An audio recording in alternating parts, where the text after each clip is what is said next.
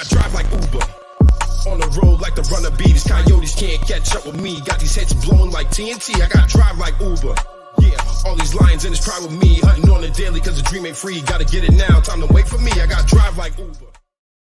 All right. We are back with another episode of the Dinner Club podcast. I'm your host with the most, Larnell Walker, a.k.a. the Lion of Many Hunts. I got my co-host, Tyson the Tiger, in the building. Hey, what's going on? And we got a very special guest in the building. My man, Sean Puff, New Bedford's infamous one, is in the building. What's up, guys? So, man, like, we got a lot of stuff to talk about. You know what I mean? There's a lot of cool stuff going on. For people who don't know, you know, like what we do is we try to bring levity to you know, our lives. You know, we do a lot of community stuff, but sometimes people forget that we're adults and we like to have adult conversations. So that's what this platform is about. And the Dinner Club is all about, you know, like, honestly, like sooner or later, you're just going to see us here smacking on here because we're going to be eating while we do this at the same time. My man Tyson's in full Dinner Club mode right now. You know, I'm just on my iced coffee way. First off, fuck yard work. Fuck that. All right. I have too much yard. I was raised in the project. Somebody else did that shit. And I was just outside for 3.5 hours. That first cut of the year is no joke. That shit hurt. All right. So y'all might not see me get up today. It hurts. All right. But that hurts, man. Yeah, for real. But we got a lot of cool stuff to go over today. We're gonna have to talk about some of our community endeavors that just got locked in. You know what I'm saying? We got some cool things going on for the community. But again, you know, people who come onto this show, you know, just understand that this is our adult platform. You know, we provide content all up and down the rating scale. You know what I'm saying? So, you know, my man Sean Puff is here because, like, listen, let me tell you something. If you want to get somebody riled up on the internet, my man Sean Puff is a fucking firewick. Okay, he's gonna get you lit up. All right. And he means what he's saying. He's not playing around. He just has his own perspective, and I always respect it. You know what I'm saying? Like, he's another person that even if I agree to disagree, I always respect his perspective. You know what I'm saying? So I think that he's another cool person to bring into the angle. Later on, we'll have Chan Grant. She's one of our competitors from last Friday's battle that was on. And then we'll be talking about the battle going on, part 2 going on this Friday, which is going to be super duper dope. But before we get into that, I'm going to let my man Tyson lead us into a few topics, and we'll just get everybody privy. You know, drop a comment, drop a like, drop a share. Make sure you follow at Dinner Club Pod, at Dinner Club Pod, at Dinner Club Pod. Show us some love. All right, Ty, what you got on the plate today, dog? Listen. So what I've been noticing is people are getting really comfortable staying at home. You know, I see pajamas kicking off in the stores. I mean, we did kind of see that before. I see people using more lax language, hair not done, makeup not done, all the things we normally do. Brushing teeth, I think, has even become second. But what I want to talk about is someone representing Massachusetts was on Good Morning America, but my he forgot something. Right, his top half was all business. He was having a bottomless party. So let's see who My man was out here holding it down. Wait till y'all get a view of this one right here, man. My man was out here like, yo, this is me. Thigh game was strong, okay? Hold on, where'd it go? Hold on. Wait a minute. You lied to me. Let me pull this up real quick. Do. My man thigh game out here strong. Y'all see that? Yeah. I want to know. I want to know right now. Why didn't he check, like, before you go in the air, don't you always look to see, just make, you know what I'm saying? Like, you can see yourself on there. Like, you didn't notice that? No, I think he was enamored. I think he was looking like, I look good. My man said, I will not be getting hired as a camera operator anytime soon. Nah. Not the man that called to do your videos. My man got them thighs out. Y'all see this, America? Thighs out. Come on, man. Check your angles. Listen.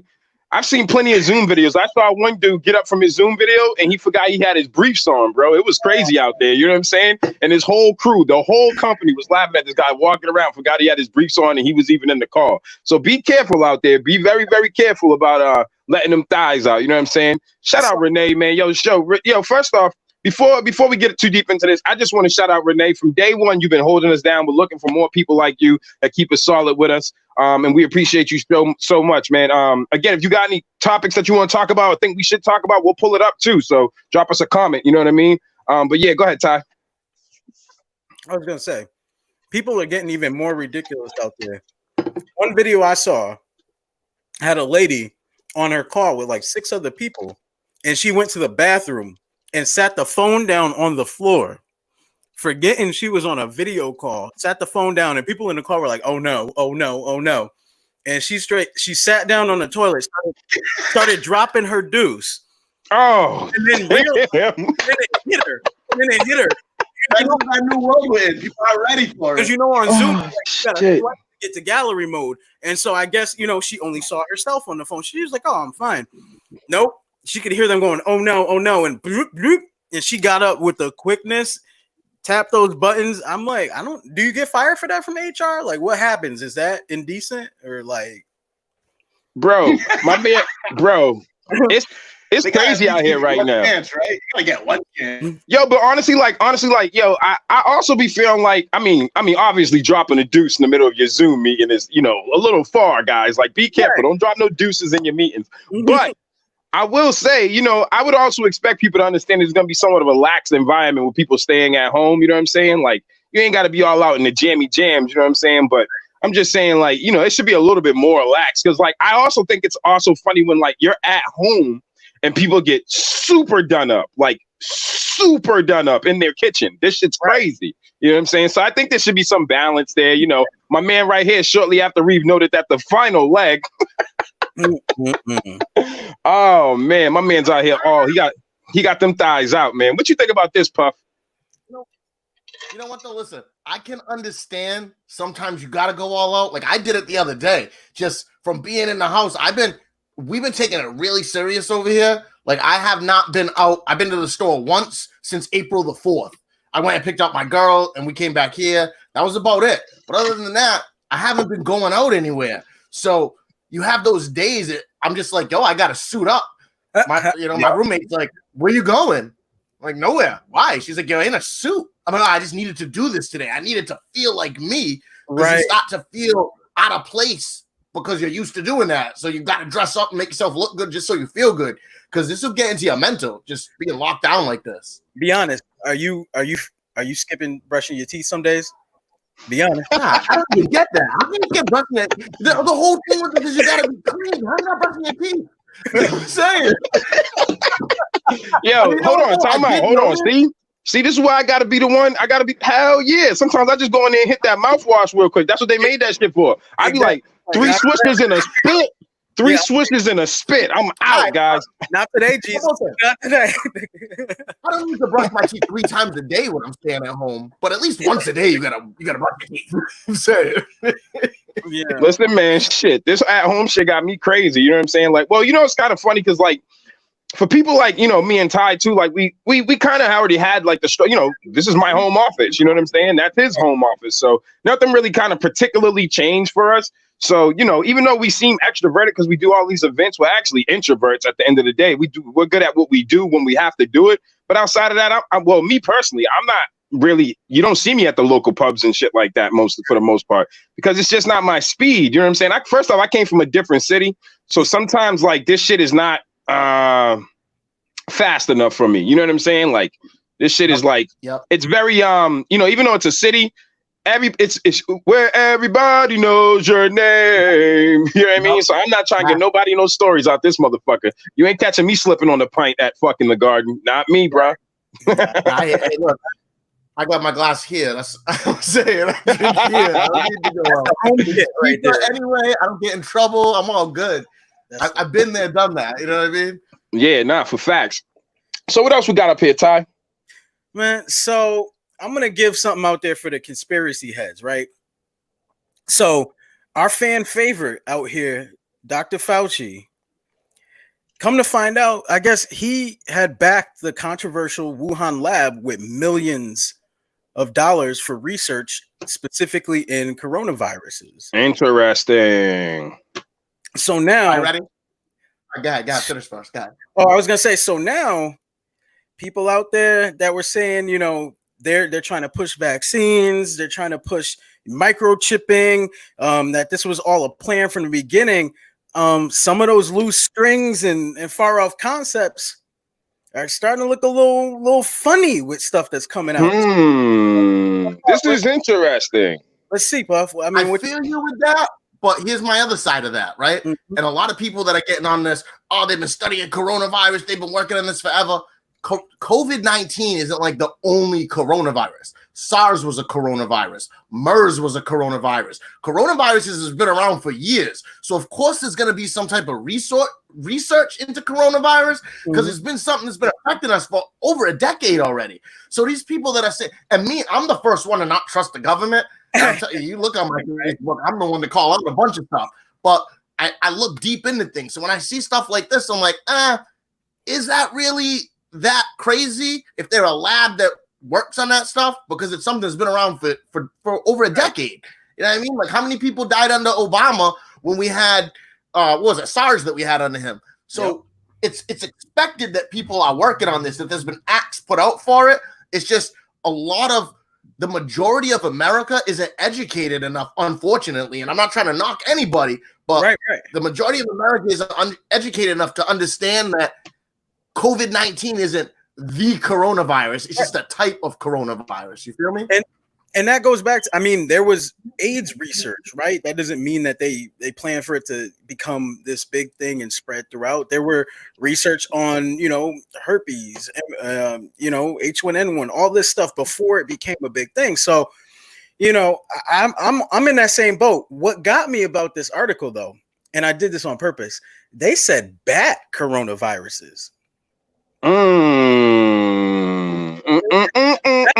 Yo, listen, here's the thing.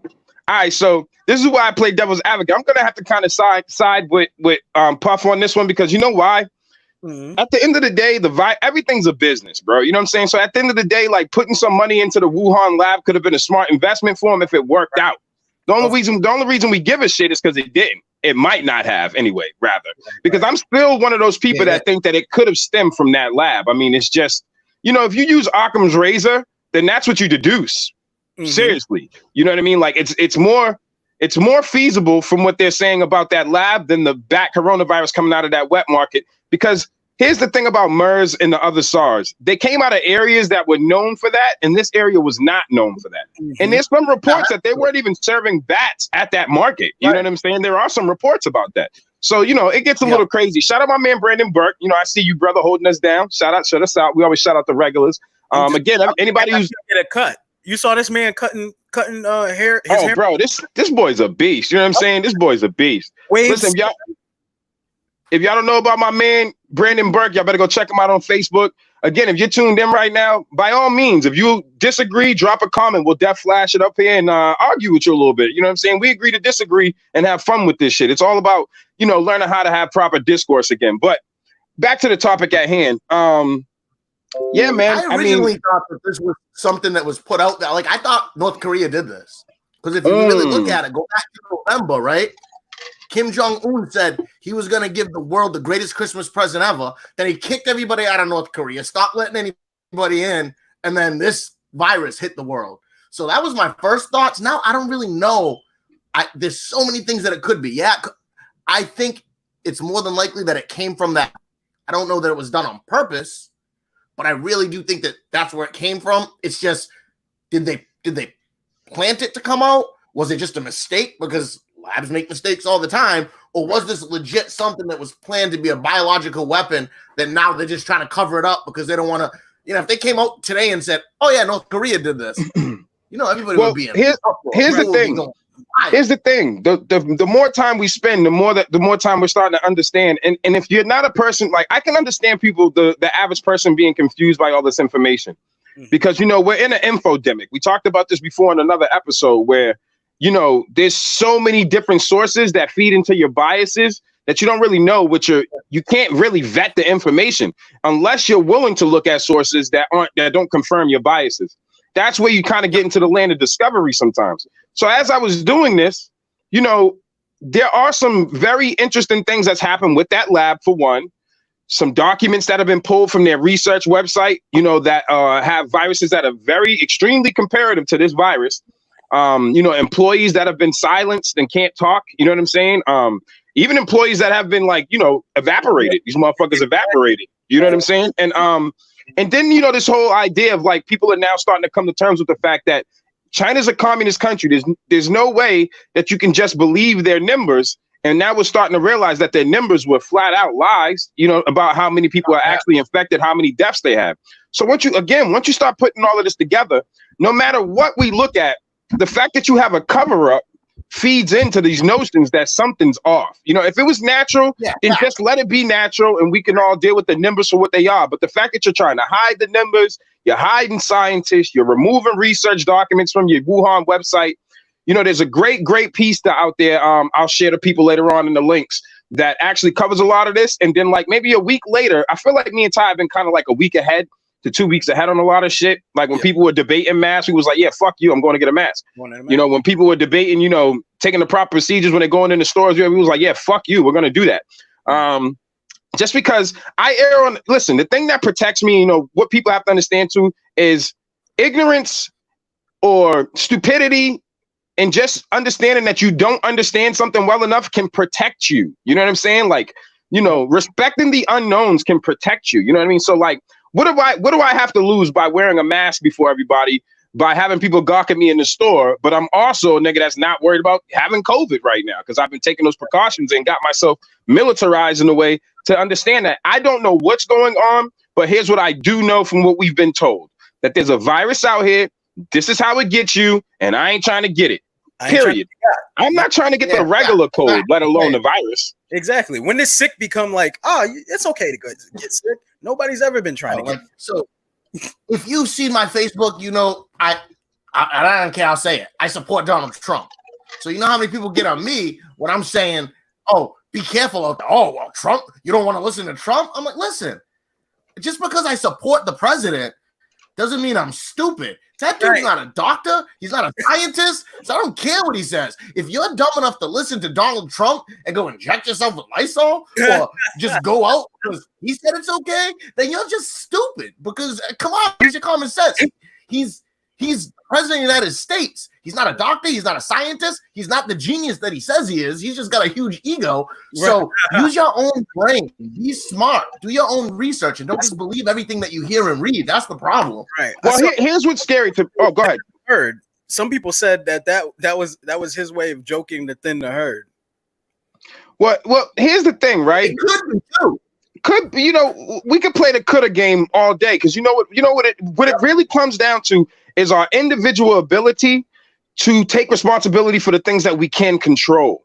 Right. You know, we get so revved up about the shit that we can't control that it's like, yo, I'm not worried about everybody's. I leave everybody to their right to their opinion. You know, me and Ty consider ourselves independents, but we have and the beauty I love about being an independent is that we have the freedom to like aspects of either side of the ball. We don't have to be committed to anything. You know what I'm saying? It's like being. I just heard that. It's like being politically inclined without having to give anybody a ring. You know what I'm saying? Like we're not married to shit. For president, if he runs, that might be who I vote for. Being the wrestling fan that I am, put Jesse the Body in the White House. I'm saying. Well, listen, Jesse was not all that bad of a representative while he's in his political seat. He was serious about the job, you know, and that's the thing that we get twisted too, because like, so let me get this straight. And again, I always get into trouble in this space because people automatically like to assign you to a side and not understand that you're just looking at things objectively. So listen to Robert De Niro denounce Trump. They're both actors. Like, what the fuck are you talking to me about right now? Like, I don't believe no actors. They're actors. They're paid to deceive you. They make you believe that they are this character, but they're not. You know what I'm saying? So like, I never got that concept. To another level. He's just an actor. Like he's not any more educated than me or you. Like he doesn't know anymore just because he's an actor, just because he makes movies and makes a ton of money. It don't make him more in the know than you or I about any of this shit. So my man Justin just threw a comment up and he said, why are there more 5G towers now than ever? Is a good question to ask while this is going on. So Justin, check this out, right? And we've been going through this for a while, right? So like my man Tyson worked in communications. I have a Cisco networking certificate, and my man Sean is tech savvy. So here's the thing about 5G, right? We're gonna go back down this rabbit hole. So first off, this virus is in more countries than there are 5G towers. That's one. So understand that number one fact eliminates 5G off the table. This virus is in more countries than there are actually 5G towers. Call it coincidence, call it what you want, but 5G's been talking about being rolled out for the last 5 years. 5G, most people who talk to me about 5G don't even understand what 5G means. 5G just means fifth generation. It's just the fifth generation of this technology. Now, what are we talking about when we're talking about 5G as its proponent of being a fifth generation technology? What we're talking about is the span in which the signals travel. Okay, so it travels in millimeter waves, right? But these are non-ionizing waves, meaning that they do not affect the molecular makeup of anybody's compounds. They do not affect you genetically. Ionizing radiation actually affects you. Like sunlight actually still affects you. You're more harmed by sunlight than you are 5G technology. Again, we just have to get a little bit more tech savvy about how we're thinking about things. You understand what I'm saying? So like, I understand. And this is what we was talking about, the infodemic. I understand how people can go down that rabbit hole because you can make compelling arguments for anything nowadays. You know what I'm saying? Like I want you to understand more than anything. I'm not saying you're wrong. I'm just telling you from my experience, and Ty will tell you from his experience, what we've dealt with in telecom and working in these situations, that sunlight is more damaging to you than 5G will ever be. 5G works in the manner that it does, and why you have so many nodes closer together, because you're sending out a strong signal, but it has to get to that node in a shorter distance because it's traveling on a shorter wave. The longer the wave, the slower the speed. The shorter the wave, the more amplification you have in that, right? Exactly. So here's what happens. Here's a quick one for you. You're actually getting exposed, if any kind of exposure, you're getting more exposure from 4G waves because they're built on huge towers that span large geographic areas. Does this make sense to everybody we're talking to right now? And again, you can still believe what you want. I'm a type of guy to agree to disagree. I'm just trying to share some knowledge with you that people tend not to want to point out when they make these compelling videos. They don't want to base it on science. And then what they do is they use scientific terms to make you think that they're scientists. But we have to start looking at the root. We have to go deeper than the videos that we're watching and start digging a little bit through the crates. You know what I'm saying? Because when I seen this and people are talking about, well, it affects the oxygen molecule. No, it doesn't. It doesn't. It just doesn't. You know what I mean? I love you guys. It doesn't. Go ahead, Ty. You want to pull up that video on the paper, on the agenda, all the way down at the bottom? It shows you an actually real live field test of 5G. And it goes ahead and shows you what there is and isn't to worry about in this. Is this my man's? Yep. This is my man's. All right, y'all ready for this one? And again, I mean, no disrespect. I'm not, Justin, I love you. You know what I'm saying? You're one of our peoples, but that's what this is about. This is about debate. And anytime you want to come on and you want to show us some of your theories and we'll show you some of ours, we can trade that. So no disrespect whatsoever, but we just want to try to get people to understand technology, because a lot of people feel smart with their smartphones, but that doesn't mean it's necessarily in smart hands. You know what I'm saying? I'm not talking to you in particular. I'm just saying in general. And I'm saying a lot of people are using the same technology they're damning to spread misinformation. So yeah, you know what I mean? We got to be careful about how we look at things. You understand what I'm saying? Like it's getting creepy out here. Like it's like people who like come on a computer and say Bill Gates is the devil. You're on a computer. He created Bill Gates is the devil yesterday. I don't know where I get this Bill Gates is the devil shit. Yo, okay, so we'll get into that in a second, but let me just throw this 5G video up here so everybody can see that one real quick. Hold on 1 second, guys. Let me get that set up for you guys.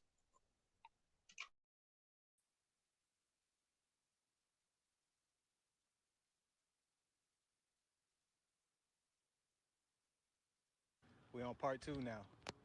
Now, as I was saying in the first video, the only way that RF frequency that comes off of these antennas can harm you is if you're directly in front of the antenna. That's if the RF waves are harmful, the only way it can harm you is if you're directly in front of the antenna. And I'm going to prove my point right now. Here's the same RF monitor I was using down there that didn't read a lick of shit, right? This is the same one. I got another one too.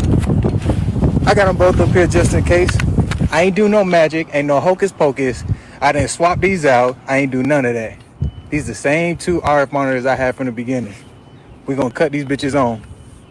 1 and 2. What we reading here? Y'all tell me. Nothing, right? You see where I'm standing? I'm on the tower right now. I'm right by the antenna.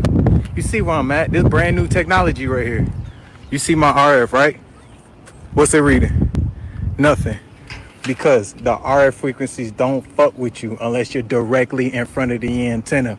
Now check me out. Now we picking up something. And now what's that? Now we reading RF frequencies because I'm directly in front of the antenna, which is the only way this shit can fuck with you. On the ground is not gonna fuck with you. My niggas down there right now are safe. Only thing that's gonna fuck them up today is UV radiation. Ain't no RF frequency touching them. So unless you Goku or Superman flying in front of these antennas all goddamn day long, or unless you got a goddamn 5G antenna installed in your room pointing directly at you, you are safe. So please, look, these just facts. I'm just giving you facts. I got this shit here. I'm just showing you what I'm showing you. These just facts. All right, you can take it how you want to take it. Motherfuckers still not gonna believe, and that's all right. I ain't trying to change nobody's opinion. Believe what you want to believe, but I got the facts. These ain't assumptions. These the facts. So now what I want to actually talk about real quick for that, because that was part of my job in the military, right? I was RF transmission systems.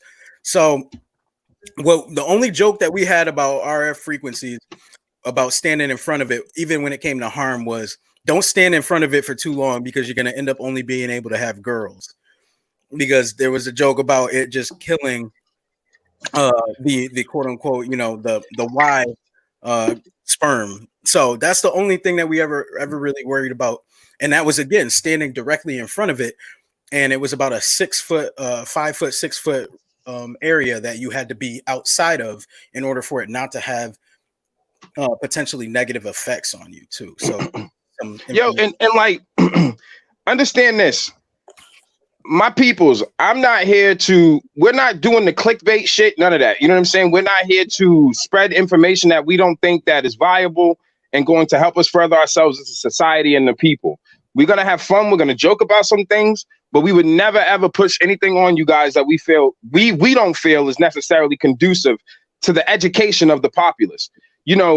It's very simple. You got a lot of people out. Like, you have to understand that people are making a lot of money deceiving you, a lot of attention. They're gaining a lot of traction by disarming your intelligence. You have to understand the game that we're in.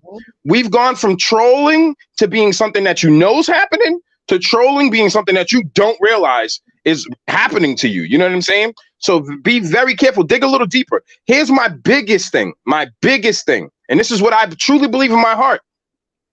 If I truly believe anything might be harmful or dangerous, I will take the necessary steps. I will go buy an RF meter myself and go test it in theory in real life before I share something, before I know for a fact this is what's going on. It's easy. You have to understand how these algorithms are built. They're built to fuck with our dopamine.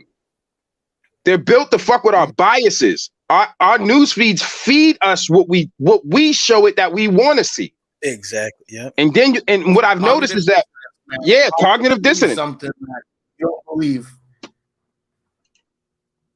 Nah, Brandon, I'm glad that we're kind of trying to help make people a little bit more aware. Like, listen, I'm all for testing our own theories, but I can tell you from the experience that I've had working with telecom towers and all of that stuff, and even now we're doing some stuff that's coming up soon. We're going to be working with some 5G stuff. I can just tell you from the experience that we have, and I can tell you that there's plenty of sources that if you just take a Google further than that video that you saw, you'll find out plenty of information, and you'll find even this, you'll find out ways to test it yourself. And that's the most important thing. We have to be able to take it to the next step and test things ourselves. Yep. See, I like that. That was summed up nice. Puff say, "Yep, yep." No, it's for real. The two biggest problems I see right now is people will believe what they want to believe. It doesn't matter how much evidence you show them, because they're gonna find, like, it's like Lionel said before. We're in a time period where there's information anywhere that's going to back whatever. We can sit here and argue something and give each of us 10 minutes and we'll all pull up something to back our side of that story that says exactly what we want it to say. That's just how it is. So, but you know, it's have to learn how to dissect that and get through what's real and what's not real and allow ourselves to have our beliefs changed by facts and not just be stubborn and say, no, like this whole idea of you can't change my opinion because I have the right to my own opinion. You do, but you don't have the right to your own facts. And an opinion can be wrong. It doesn't matter. You can have the right to it. It doesn't make it right. And people need to understand that. The sooner we understand that, the sooner we'll be able to move forward with these types of discussions. Absolutely. And that's where I'm at in life. I'm not afraid to be wrong. I'm not afraid to be corrected. You know, me and Tyson's entire bond has been built off of us bouncing shit off of each other. Sometimes he changes his stance based on information I give him. Sometimes I change my stance based on new information presented to me. Right. We can't be afraid to not know. And it seems like my man Alex Carr was on and he said, it seems like this shit has turned us into like, who's the smartest person when we're all dumber than the fifth grader? You watch the fucking show. Like, you watch the show. Like, let's be serious here. You know what I'm saying? Like, let's just stop and think for a second. Like, it's okay to not know, but it's not okay to give into your fears and your biases and let them put you in a box where you think that your opinion, without any actual, please apply the scientific method to your life, to your relationship, to everything. Test it out before you just be so devout to it. You know, I'm not locked into any one religion. So where am I at in my life? I do believe in a higher power. So my religion is karma. I live off the rules of karma because I noticed that through all religions. It's about karma. It's how you treat people is what you get. I believe in, even in energy, it's like that. You know what I mean? In science, they all match across the board. And my belief is my higher power, until further notice, is the universe. I have my own relationship. When I talk to when I pray, I talk to the universe. I literally say, listen, bro, or sis, shit down here is crazy. Motherfuckers can't even figure out who's who. So I'm just going to go with, I don't know. See, I'm not afraid to not know, but I do know this much. I'm appreciative of the oxygen that I breathe, and too many things are perfectly balanced for me to exist and have this consciousness and this experience. And then I go into what I'm looking for through life. And I think a maker could understand that based on looking at its creations, that it's become convoluted and confusing. So we got to be okay with being corrected, and we have to be okay with changing our stance on things. I watch people hit that cognitive dissonance wall all the time. You know, the biggest people that hit the cognitive dissonance wall is the people that won't at least tell you one thing that Trump actually has done well. Like, he has not done everything fucked up. Like, there's some things that he's done, and I was sitting there like, oh shit, well, I'll be damned. I don't feel that way about anybody in life. I could find a good quality about anybody in life. You know what I'm saying? Like, there's like, well, hold on, time out. The only people I take off that list for sure are rapists and pedophiles. Them niggas get tossed overboard, shot 3 times in the head, tossed overboard, rolled over. And they might have been great artists. I'm not going to talk about their art. Toss them off the fucking bridge. Anyway, outside of that, you could have a person who murdered someone, but they murdered someone out of necessity or their situation, desperation, but they could have been a great singer or they could have been a math savant. That doesn't mean I can't at least try to help this person rehabilitate. We give up on each other. With this cancel culture and shit is disgusting. People go to jail, serve time, come home just to be judged and maligned by people who never had to go through none of the hardship they did behind those walls. Right. They got to get people who have been hardened by crime and time have to come home and get judged by soft ass, bitch ass people. Right. And then, not given their due for serving their time. Exactly. And that's so how are you helping them rehabilitate? And that's what I was getting to. Like, that makes it harder for them to reintegrate into society and find their new path when you keep holding them to the old one. Yeah, they can't move forward. Like, don't judge me on what I did 10 years ago, because I ain't even like that no more. Like, think about it, especially for the younger people. Matt, like, you're 21-year-old, right? If you're a 21-year-old, imagine if all of a sudden you got grounded for some shit you did when you were 11. You'd be like, what? You know what I'm saying? Like, people change, people grow, people get better. You can't hold people accountable, but you can't hold them to that fire forever. Hold them accountable, once they make their whatever their reparations for whatever they did wrong, give them that opportunity to prove that they're not that person. I'm not saying go out and completely and give them the world, but you got to give them the opportunity. And if you don't give them that opportunity, what are you doing? You know, nothing positive comes from that. You know, it's okay. Like my man Brandon Burke said, a good example is the Meek Mill story. You know, I could actually say that that's true because, you know, since he's been home, he's been in a couple of altercations, but people don't understand that the life that we live, being in this industry, people try you all the time. It's hard to turn the cheek when you know that you're about that action. One of the hardest things for me to do, being a person that's working in the community now, is not punching people in the head sometimes. Like I really be wanting to just fucking jab some of these fake activists out here. Like I just be wanting to jab them. Like people want to talk to him and shit. I'm like, yo, just let me jab him once. God damn, he'll get it. If I jab him, he'll get it. Because there's a lot of people out here in the community pump faking. They're not on the front lines. They're not really talking to these kids. You can't go do that. That's what it makes it hard. Because I'm the same thing. Like people come at me sometimes, and I'm like, yo, just because I don't come across as a G, as a thug, because I work in finance, because I talk properly. Mm-hmm. Don't get it twisted. I grew up in the streets too. Like I'll punch you in your mouth. Like, yeah, you know what I think is crazy? Let's talk about that one real quick. Let's segue to that one real quick, because people talk about talking white. First off, I don't think using proper vernacular is talking white. Here's what I think is talking white. I'm just going to throw this out there. When you start using wicked pisser, that's the line for me, dog. I'm gone. It's not proper vernacular. It's wicked pisser. That shit fucked me up. But yeah, man. So like, listen, allow people to redeem themselves. I'm a redemption story. You know, if you know me, I've come on this podcast several times and told you, I got 2 kids, mothers, and a wife. I had 2 kids at the same time, around 21, 2 babies that was 6 months apart. I was out in the streets, and I had a great job working for Berklee College of Music and 5 other prestigious colleges. I was literally daytime fucking in my suits, looking good, going to handle business. And at night, I was a street rat because my neighborhood was still the same way, and I still was in the same environment, and I didn't understand how to not be a product of that.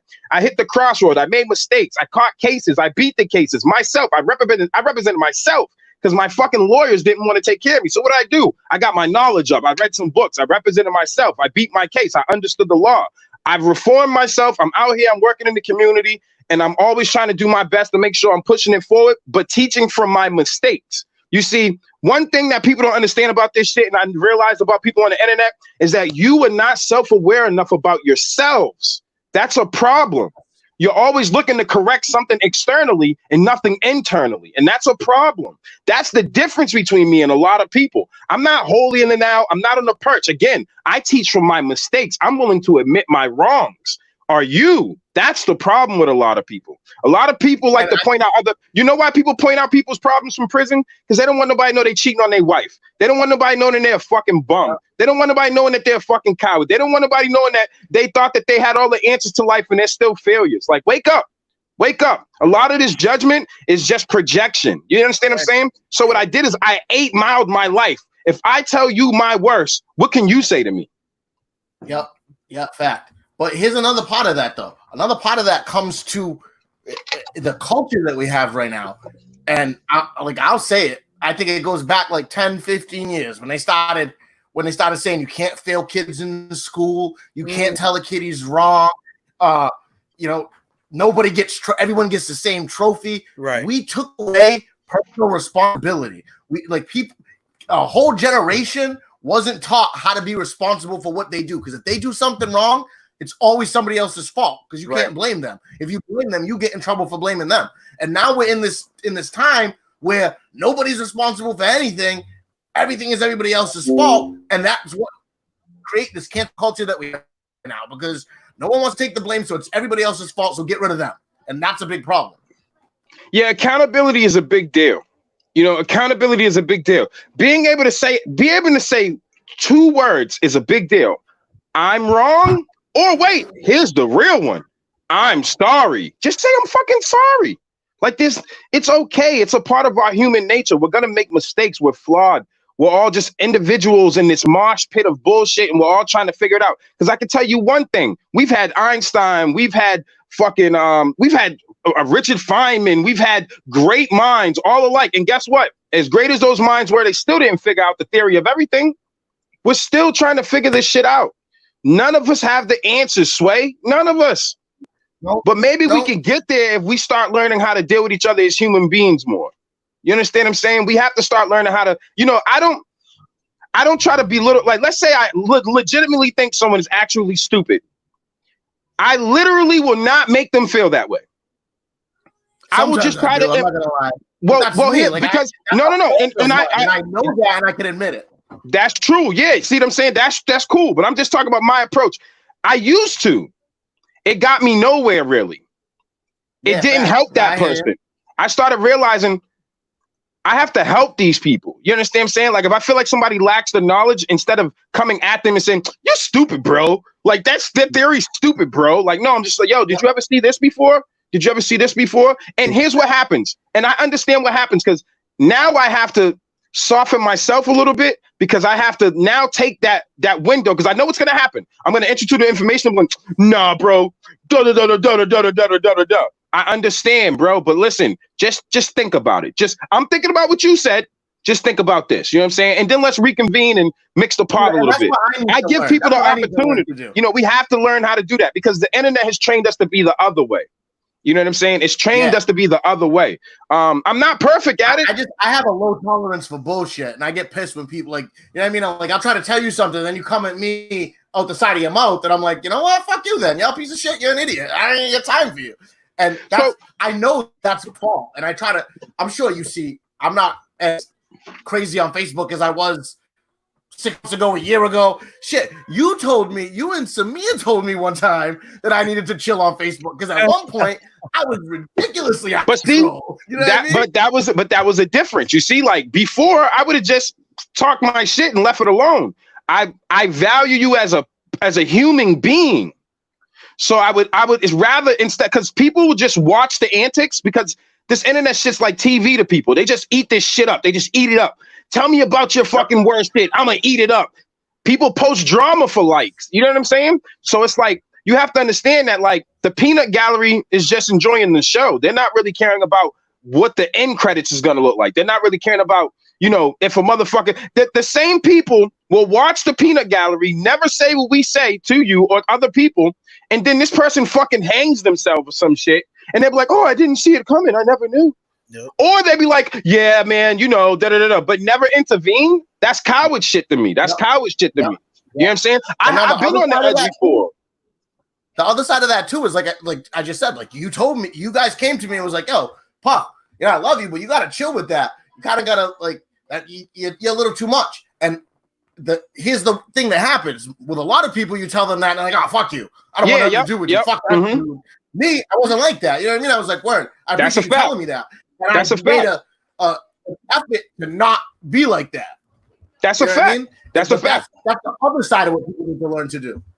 And even if you did say "fuck you," I know that eventually you will go home and realize, damn, that nigga didn't hit me up on Facebook and say some shit on my post. He saw me. You know what I'm saying? They saw me and said, "Yo, bro," like, it wasn't like we made a big stink in a room full of people. And it's like, "Yo, bro, yo. I know, shit's tough. You could talk to me, but nah, B." That's it. Just keep it light. We got to learn how to have person-to-person interactions again. It's very important that we learn how to do that. Speaking of which, while we're talking about some crazy shit, let me just jump right into the matter poison. You mind if I jump into that one time? Oh, go. Yeah, go for it. Let's jump into the matter poison one. So listen, okay, first we're going to jump into this topic, and then Ty will introduce it. He'll talk about it. And then we're going to talk about ways to, like, dissect this shit without being, too emotional. You know what I'm saying? There's ways to go about combating this without having to turn to being ignorant back. Because ignorance is not getting us nowhere. You know what I'm saying? Two wrongs don't make a right. You know what I'm saying? So go ahead, Ty. You talk about it. I'll pull it up. So recently in Mattapoisett, a senior there who's set to attend UMass Dartmouth, I guess maybe found some inspiration in another racist TikTok that they saw where they were pouring water over, black people, but they didn't use black people. But this guy particularly says he wants to know how to make fried chicken, and made a video to kind of show us what he thinks about fried chicken and black people. Yeah, this dude's a butthead. Let me get this pulled up on the screen. Hold on 1 second, people. He's a butthead, but there's teachable moments in all of this, and I'm learning this as I get older. Like I said, I be wanting to punch people in the head. I don't, but I be wanting to. And then I breathe, and then I think, and then I process, and then I figure out a way that we can help this person grow. If we're not helping each other grow, we're all stunting each other's growth. And that's one thing I figured out about life. You know what I'm saying? We got to water each other. So this kid, man, this is Thomas Couchy, a current senior at Old Rochester Regional Mattapoisett. Thomas is racist, who is due to attend UMass Dartmouth this fall. Thomas School is aware of his current overt racism and is choosing not to take action. If you care to contact Thomas's current principal or ORR, his name is Michael Duvall, and his name is da-da-da. Anyway, I don't want to get into all that. So here's one thing. Before we get into the video, first off, Thomas does have his right to freedom of speech. If he says something stupid, it's still his right. If he says something racist, it's still his right. What we have the right to do is to fuck him up. No, I'm just joking. Chill. Don't fuck him up. Don't fuck him up. I mean, if you do, I can't. If you fuck him up, I can't blame you for fucking him up. That's not my problem. Right. But I'm starting to learn how to combat this bullshit because honestly, most of these people are just people that never had love or someone to talk to them. You know, I've seen parallels between a racist mind and a hood mind. And I can't deny that they both come from the same level of ignorance in a lot of ways. The same ignorance that it would take for me to kill my brother that looks like me is the same ignorance that it takes for somebody that doesn't look like me to not like me. It's the same level of fucking thinking. So hold on, let me get back. Let me get into this video. Let you guys watch this video. Let me shut us up real quick.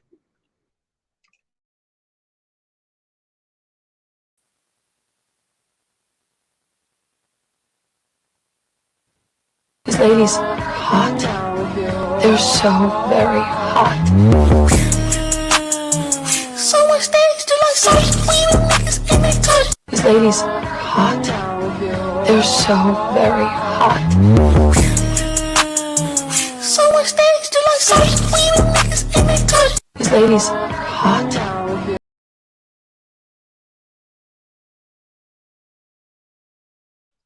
So to me, that was kind of light. That was just a dummy being a dummy. Ty, make sure you unmute yourself. Here's the thing with some of this though. Go ahead. No, go ahead. You do your thing, man. You're the guest. I was just gonna say, here's the thing with some of this. In some of these situations, I don't know that kid. I'm not trying to defend him or anything, but he might not be a racist. He might just be a stupid kid who thought that he was doing something funny because, let's be real, in Mattapoisett, how many black kids are really in Mattapoisett that those people have that they have in contact with? So he might not even realize that that's coming across as racist to other people. He might just think he's funny. Like, oh, I'm being funny right now and people are going to like me and I'm going to get likes on TikTok for it without that intent. So that's why you don't want to react ridiculously to something like that. Now, I'm not saying condone it and make it okay, but you also have to think that maybe this kid he's young. He's a senior in high school. I did some dumb shit as a senior in high school too. He might not even realize that it came across like that. Now, again, he could be. And if he is and he gets his ass beat for it, well, then sometimes that's what happens. But yeah, and see, here's both sides. And here's the thing, right? Because he's a kid, you know what I'm saying? So kids can still be taught something. You can still teach them something. You can still reform a child's mind. You can look at the environment, and because we're all victims of influences. You know what I'm saying? When I was out here banging and slanging in my hood, I was a victim of the influences. I have reached the age. I always knew something was wrong with my activity. But again, it was so just innate to just be like, this is what we do. We fight each other. That street don't like this street. It is what it is. We were born into the beefs and didn't even understand why. Why are we in the middle of this shit 90% of the time? So, I just got to a point where I couldn't sit back and just allow the culture to become watered down by just continuing on carrying that torch of ignorance. You know what I'm saying? At some point I had to challenge my brothers and say to them, but why, fam?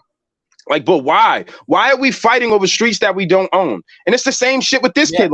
Sometimes you just gotta pose the right question to some of these people. You know what I'm saying? Let me give you an example. I'm gonna throw another side to this. Mhm. So let's say that as a black person, you're pissed about this. You're like, I'm gonna go kick this kid's ass. What are you doing? All you're doing, if he is racist or if he does have a certain stereotype about black people, you're just further supporting that stereotype. Oh, look it, these black kids came and jumped me. See, I told you that's just what they do. You know what I mean? People think about that. You gotta look at how you represent yourself. Yeah, he won't take ownership for it and be like, I brought this on myself by antagonizing. He'll say, oh, that's exactly what they are. Well, here's my thing too, right? He lives in a culture where you're not taught to take on responsibility. You're just not, you know what I mean? You can just write everything off. Like Sean was talking about earlier, like we just live in a different time where, so, you know, it takes someone that still has, you know, there's basic words that we don't really use a lot anymore. You don't hear like ethics, morals, integrity. You know, it takes people with those kind of things to be able to talk to a kid like that and wake them up. Listen, I have kids that come rap at these shows. And I've had to have conversations with them about, I'm not going to knock you the fuck out for saying nigga, but let me explain to me why you feel comfortable saying nigga. You understand what I'm saying? Explain to me, what is your concept? What is your reasoning? You understand what I'm saying?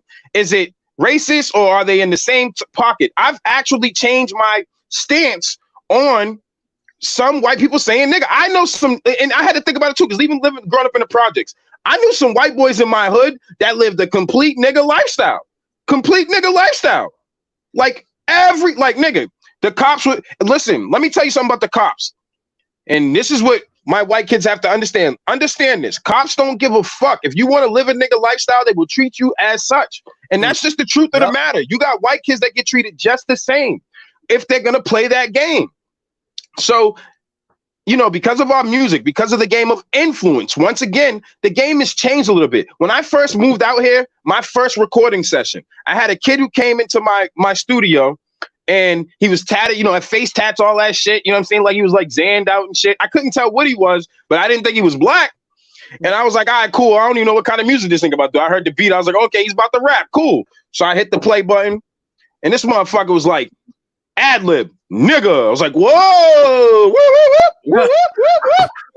what the fuck is going on? I said, yo, bro, because again, I came from Boston, so we dealt with them Southie kids, shit like that. I was real sensitive to this shit at first.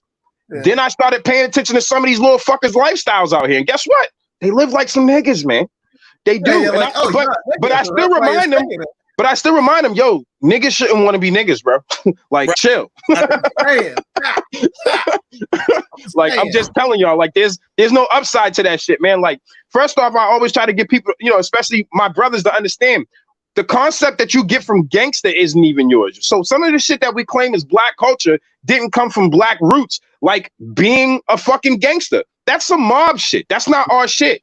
Right. You know, we're black. We got black people who got posters of Scarface, a fictional character up, and they're living that lifestyle and their Godfather and all this other shit. And it's like, that's not our culture. Right. And then the same niggas don't even know who Mansa Musa is. That shit is disrespectful. They don't know who Nat Turner is. That shit is disrespectful. And I didn't. I was one of them niggas. But I had to, you know, knowledge, man. You got to get some knowledge, and you can't fight something that you know. You can't fight that knowledge. That is ignorance. If you fight knowledge of something that puts you in a different, that should put you in a different light, and you accept that darkness, that's ignorance. Right. That's ignorance. Don't accept being ignorant. You know what I'm saying? Yeah, on God, Brandon, I hit that pause quick. I was like, oh, hold up, motherfucker. I hit the DJ backspin. Hold up, motherfucker. Talk to you real quick. Go on. Yeah, there you go. There you go, bro. See, my man Brandon, no, you know what I'm saying? Like, they could have fell to the ails of the community and the shit that goes on out here, but my man Brandon chose to educate himself and take it further. And he's learned things that he can't go back to the bullshit. He can't go back to the bullshit. I can't go back to the bullshit. You know, when I was younger, I had a false perception of my man Malcolm. And I didn't understand by any means in the proper context. By any means is in context. By any means is activated if you're pushed to have to be into that context. But when you're not pushed, this is where I understood the values of Martin. Yep. Where it's like, we can't get any, like, put it like this, right? I was always like, I used to watch them civil rights videos and see these motherfucking activists, black activists take rocks in the head and shit. I'm like, fuck that, we fighting. Fuck that. But as I gotten older and I'm dealing with the community and people are looking at me as a quote unquote leader, because I'm really not, I'm just a human sharing my experiences with you. I don't never want to be considered a leader like that because I'm a human, and sometimes people put you into these boxes and they forget that you can still be, you know, yeah, you can still be wrong. You know what I'm saying? It's like, understand that I'm still a human being. So I don't even want that context. I think we are all leaders of our own destinies and we have to take a hold of that. But anyway, I've digressed. So as I've gotten through most of my life now, I really do understand the concept of Malcolm and Martin and how to use both of those dualities to exist in this space. You understand what I'm saying? Like, for example, a lot of people that I work with in the community, I've had to begrudgingly get them understand that this is an adult platform. I still am an adult and I'm still going to have unfiltered entertainment in my life because I'm an adult. I'm not Mr. fucking Rogers. Right. I'm Peter Larnell Walker. I'm a product of Lennon Street Projects, crack era, all the bullshit, Losing Isaiah, you name a movie, I went through it. You understand what I'm saying? And I've made it through that. And I'm now teaching people from my flaws. And I need you to understand that I'm still flawed in some ways. You know, I've beat my homophobia. You know, you grew up in the black community in the hood, like niggas ain't hearing that. Everything's like, pause, fam. Yeah. That's gay. Da da da da. I beat that. You know what I'm saying? How did I beat that? By bringing myself into situations to talk to people. Do I still have aspects of things that are uncomfortable? I have aspects of every single person's culture on the planet that makes me uncomfortable. Everybody. I have aspects of my culture that makes me uncomfortable. That doesn't mean that I don't approve of, or if, like I always say it on here, white, brown, purple, green, blue, you want to be a fucking mermaid, go for it, bro. I'm a strong believer in to each their own, as long as it doesn't impede on my destiny and what I need to handle. As long as you're not systematically trying to hold me down in any way, do what the fuck you want to do. But now I digress. So again, but that's a whole other topic for a whole other episode. We can talk about that another time. I'll come back on and we can have that conversation. Yeah, no, absolutely. But I do believe in the greater good of the collective. You know, one thing that this thing of not being able to be accountable for anything is that people are afraid to actually make calls because they want to appease everybody. I'm not here to make everybody happy. It's impossible.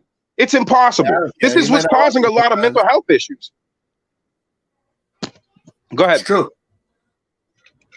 No, I was just saying it's a fact. People worry too much. We're so programmed to want likes and followers, and that's all anybody cares about. It doesn't matter if you're right or wrong. It doesn't matter. People are representing things that they don't even believe just because they think they're going to get a like or a follow for it. And that's crazy to me. Like me, I'm real. Like some people don't like me. Most people do like me. And the reason why most people like me is because they know I'm real as fuck. I'm going to tell you how it is. I'm not going to hold it back. I'm not going to be a dick with it. But I'm going to tell you exactly how I feel. There's never any question, well, how do I feel about that? Everybody knows how I feel about it. I'm real. Or at least you're going to give them your honest opinion from your perception of your reality. That's what it really is. I won't just like throw it at you and just be like, well, that's it. No, I'll tell you why I feel like I feel, because I have my reasons behind it. But I don't care if I don't care about likes. I don't care about follows. And that's probably why I used to, and I still am sometimes, but that's why I used to be so open on Facebook to just say whatever, because I don't care about likes. I don't care about follows. But I did understand that it goes further than that. And it goes into how people view you as a person. Bingo. At some point. And that's the part that I think people lose. It's not just about those follows and likes, because guess what? You can follow me on Facebook, but your man might see me in the street and be like, fuck that nigga, because he said this shit. Yeah. And you got to understand that affects everything, business and your whole personal life. Bingo. You know, I say to my wife all the time, and I love her to death, you know what I'm saying? Like, I love her, but I always tell her, like, one thing I cannot relent to is giving up any of my integrity or my pride. You know, like, I'm going to die with my pride intact, because people misconstrue pride with ego. They are two separate things. If you look up the dictionary term of pride, there's literally nothing wrong with pride, but pride run amok. Pride that doesn't appreciate the people who help you do what you do, like me not appreciating Tyson, or me not appreciating Samia, or me not appreciating my relationship with you and all the wonderful people in the community, that would be ego. But don't misconstrue the two. You have to take pride in work. You know, we got this platform to be what it is now because we're taking pride in it. Now, if we let this shit run amok and we're getting to the point that we're not talking to Sean Puffs and we're only looking for celebrities and all that bullshit, then we're losing some track of who we are and what we actually started as. I can never, you know, I've had money. I'm still straight, but I've had money. You feel what I'm saying? And it's like that shit, in a way I had to find a balance because that shit I gave it too much power. Now I have money, but I ain't spending shit. I'm frugal as fuck. Bro. Like, I don't buy nothing unless it represents the brand.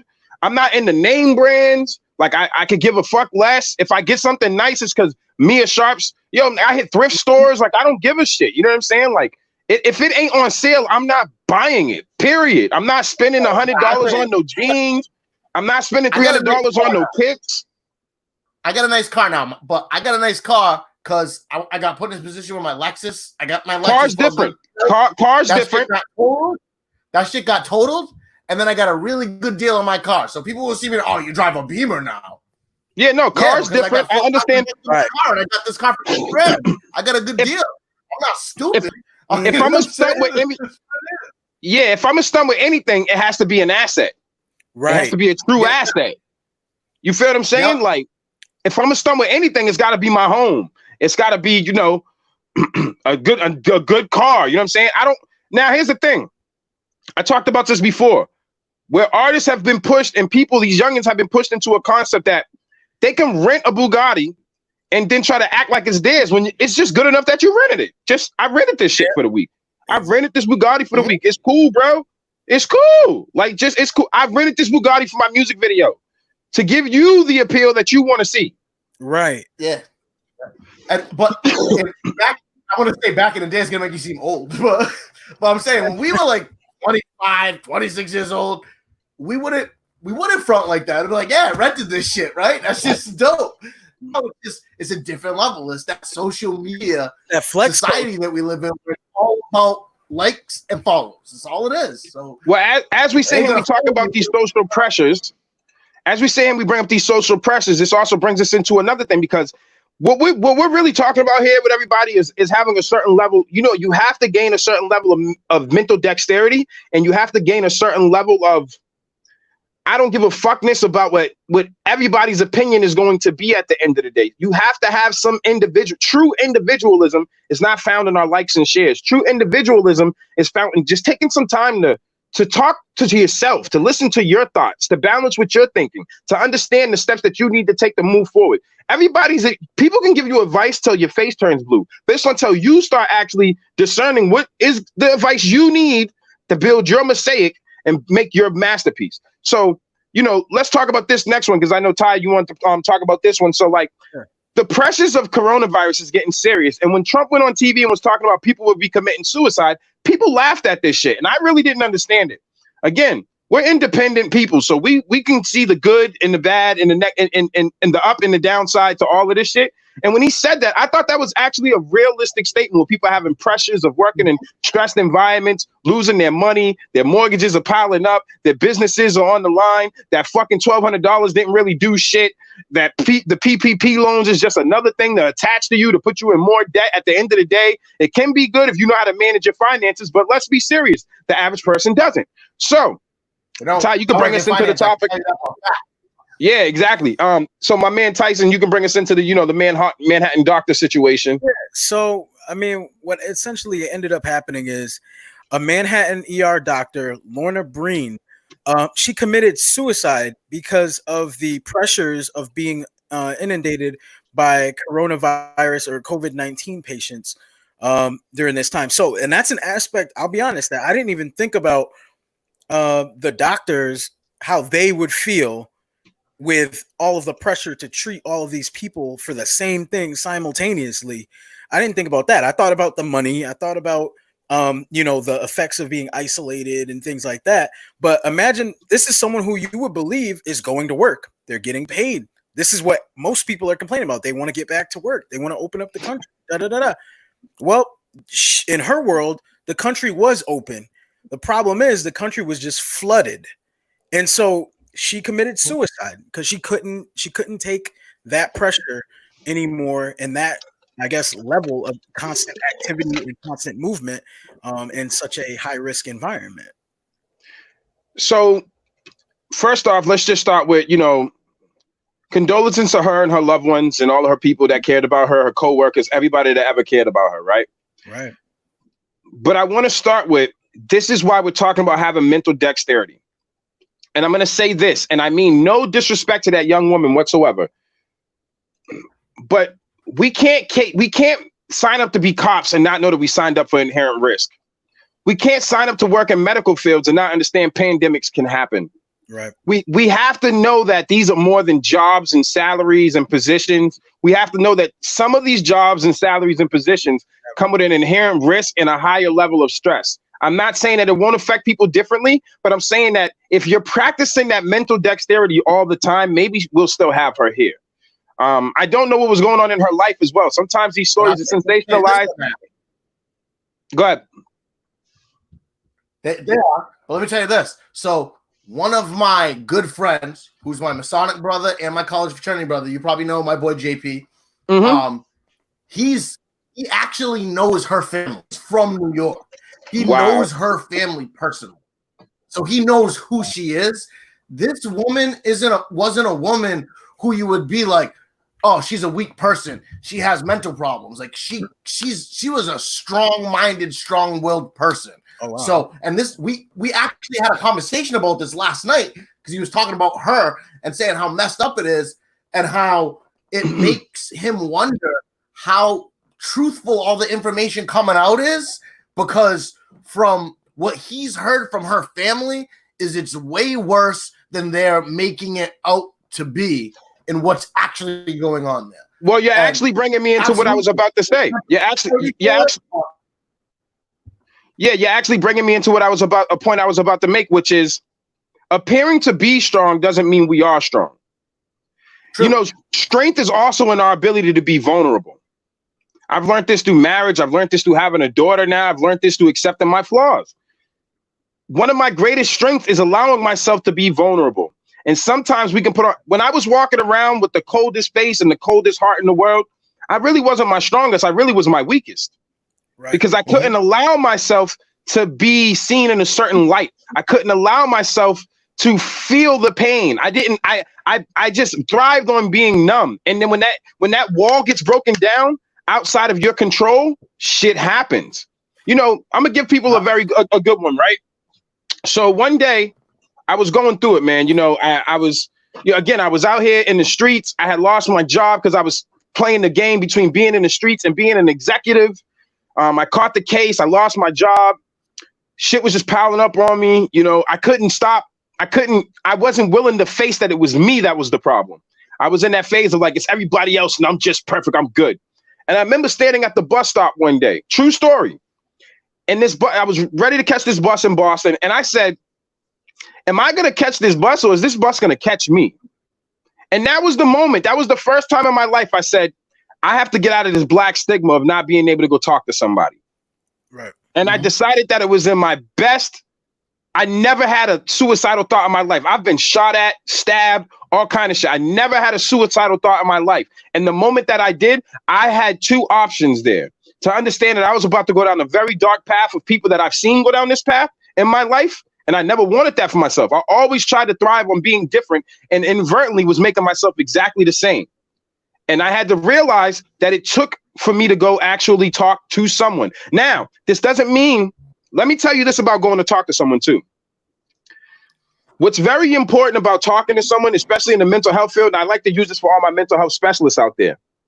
Not that your race matters, but relatability does matter sometimes. When I'm coming to talk to you about some of the shit that I go through in the streets, if you have no concept of that life, then it's hard for you you're just going to give me technical terms and you're not going to be able to talk to me in a certain way. So it took me some time. And it's interesting because The guy that was actually effective to me was a guy who grew up and reminded me that as hard as it might be for me, this guy grew up in the streets of India. He grew up in squalor. You know what I'm saying? Like digging food out of the dumps.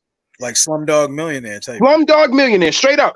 And his parents came in. His father was a bellhop, and his mother was a they both worked in the same hotel in New York called St. Regis. His father was a bellhop, and his mother was a maid there, like a housekeeper. And they busted their ass and put him through school, and he decided that this is what he wanted to do. He wanted to help people get through their mental ills. And in that conversation, that was the first time, you know, because again, when we're caught up in our own bubbles, we think that everything for us is the worst. My life is the worst. It's me. My relationships are the worst. It's you know what I'm saying? It's like, nah, bro, this is just the ebbs and flows of life. And at some point I had reached a point where I was willing to accept my ebbs to enjoy my flows. And that's where I'm at now. Like when something fucking crazy happens to me that was unbeknownst to me and out of my control, the first thing I think now is, boy, that come up's gonna be crazy, motherfuckers. I'm like, I see you challenge, I see you, motherfucker, I see you hurdle. I don't give a fuck. I'm gonna bust through that shit and we're gonna get on to the next thing. And when I feel like I need to talk to someone, I don't hang around a lot of people. You know what I'm saying? People see me associated with a lot of names, but Ty has learned in his own way, because me and him have formed a relationship, that I don't hang around a lot of people. My self-awareness has given me the ability. And I consider you family, and we hardly ever hang out. yeah, exactly. My self-awareness has given me the ability to form something that I never thought I was gonna have, which is the ability to autocorrect. The ability to say, I can have an argument with someone and immediately be like, I shouldn't have said that. That was fucked up. My bad. I'm stupid. My bad. You know what I'm saying? Like, it's okay to have that kind of humility matters. You know what I'm saying? Don't be too humble. If anyone doesn't want to believe you, firsthand, I've seen you do some shit and then be like, wow, I can't believe I did that. My bad. Yo, I'm out. Like, that's it. Firsthand. You know what I'm saying? You've also been in situations with me, without naming names and all that other shit. You've seen people like disrespect me. I've had to handle myself, but at the same time, it wasn't malice. I wasn't angry. You just encroached my shit. Like, at the end of the day, you were like, wow, I shouldn't have done that. My bad. Yo, I'm just gonna go. Yeah, like I didn't want to do that, fam. Like you kind of pushed my hand. You know what I'm saying? Like you pushed my hand. I didn't want to, but and again, I've made peace. I've made peace with every beef I had. I had people that wanted to kill me in Boston, and I've made peace because the beef is not, it's a broke nigga business. Beef is a broke nigga business. This shit only works for rappers that want to play the game, and then you see what happens to them. Now you got people like Tekashi who's gonna have, he's gonna have, it doesn't work for them because look what happens to them. Yeah, well, they think it works because they equate having money to being something that works. When you don't have friends and you don't have a social circle, enjoy that money. What did it really get you? Exactly. You don't have people who you can trust and depend on. Absolutely. Yo, this is a real ass episode today, people. Just in case y'all haven't figured it out, you know what I'm saying? We're really talking about some things that, again, like, you know, you might be tuning in to see the music battles and all of that stuff, but we like to like encourage some adult conversations. This is adult therapy session for us during the dinner club. We literally talk and we literally have conversations about things that people should think about. And it doesn't mean that we're right. We're willing to hear your take on it as well. And maybe we'll learn something from you. Maybe you learned something from us today, but the most important thing is that you learn to have proper discourse. We are 3 different individual-minded black men. I can say that easily. My man's a Freemason. I'm a hood bugger, and my man's military down here. Like this is just 3 different. This is different strokes, but we have to learn how to be able to have these conversations to find commonality, because we can find when we find common ground. Go ahead. I was gonna say the crazy thing about it that a lot of people don't get is that even though we all have these different the 3 of us have these different backgrounds, put the 3 of us in the same room, we're gonna vibe. We're gonna be chilled. It's not gonna be any issues, right? Because we're on that level that we can respect each other's differences and each other's different situations they've been through in life and learn from them. I've learned more from conversing with people who don't think like me than I do with people who think like me. You don't gain any traction with just being around a bunch of people who think exactly the same as you. The echo chamber is absolutely right. When I went to college, I was going to join a fraternity. I went to UMass Dartmouth. There were 2 fraternities on campus, Sigma Tau Gamma and Iota Phi Theta. Iota Phi Theta was an all-black fraternity, and Sigma Tau Gamma just happened to be all white guys. It wasn't that they didn't let black guys in. It was just all the black guys went to Iota Phi Theta. And I said, I'm going to join a fraternity, but I could go to Iota Phi Theta and hang out with them anytime. I'm black. They're not going to kick me out. They'll be chill with them. I'm going to Sig Tau because it's a bunch of white dudes that a bunch of them I probably would have never made friends with. I'm going to learn shit from them, and I bet you I'm going to teach them shit and crush some stereotypes that a few of them might have about black people once they meet me and learn who I am. So I went that route and said, I'm going to be the first black kid to hang out with all these 50 white dudes. Right. And I'll be cool with the black guys because I can always get along with them. And it's true, I learned so much more from them. And I'm sure a ton of them learned a lot more from me being a member of that fraternity than they ever would have from anybody else that joined that fraternity. You bring up a great point because that's something that me and Tyson are going through now, where it's like, so in this community dynamic that we're working in, okay, so we hear, because we're not from here, so we have an outside in perspective, right? So we hear the people complaining about what the system is like, and we hear the people in the system complaining about what we're trying to set the table up. What happens is once these two parties miscommunicate, people walk away from each other's tables, and now the discourse is ended. Right. So we fill that vacuum by being willing to have the tough conversations with these people and stay. Yep. That's it. Yep. I've been maligned, disrespected. Motherfuckers stole my black flag off my building. Right. I'm not gonna stop. You know what I'm saying? I'm not gonna walk away. You have to tell me to go away from the table. So then it is on you. But if I walk away from the table and I'm not even taking any wounds, it's just feelings and words, that's on me. Mm-hmm. You know what I'm saying? So we're going to stay at the table. Sometimes my tone is taken the wrong way. Sometimes their tone is taken the wrong way.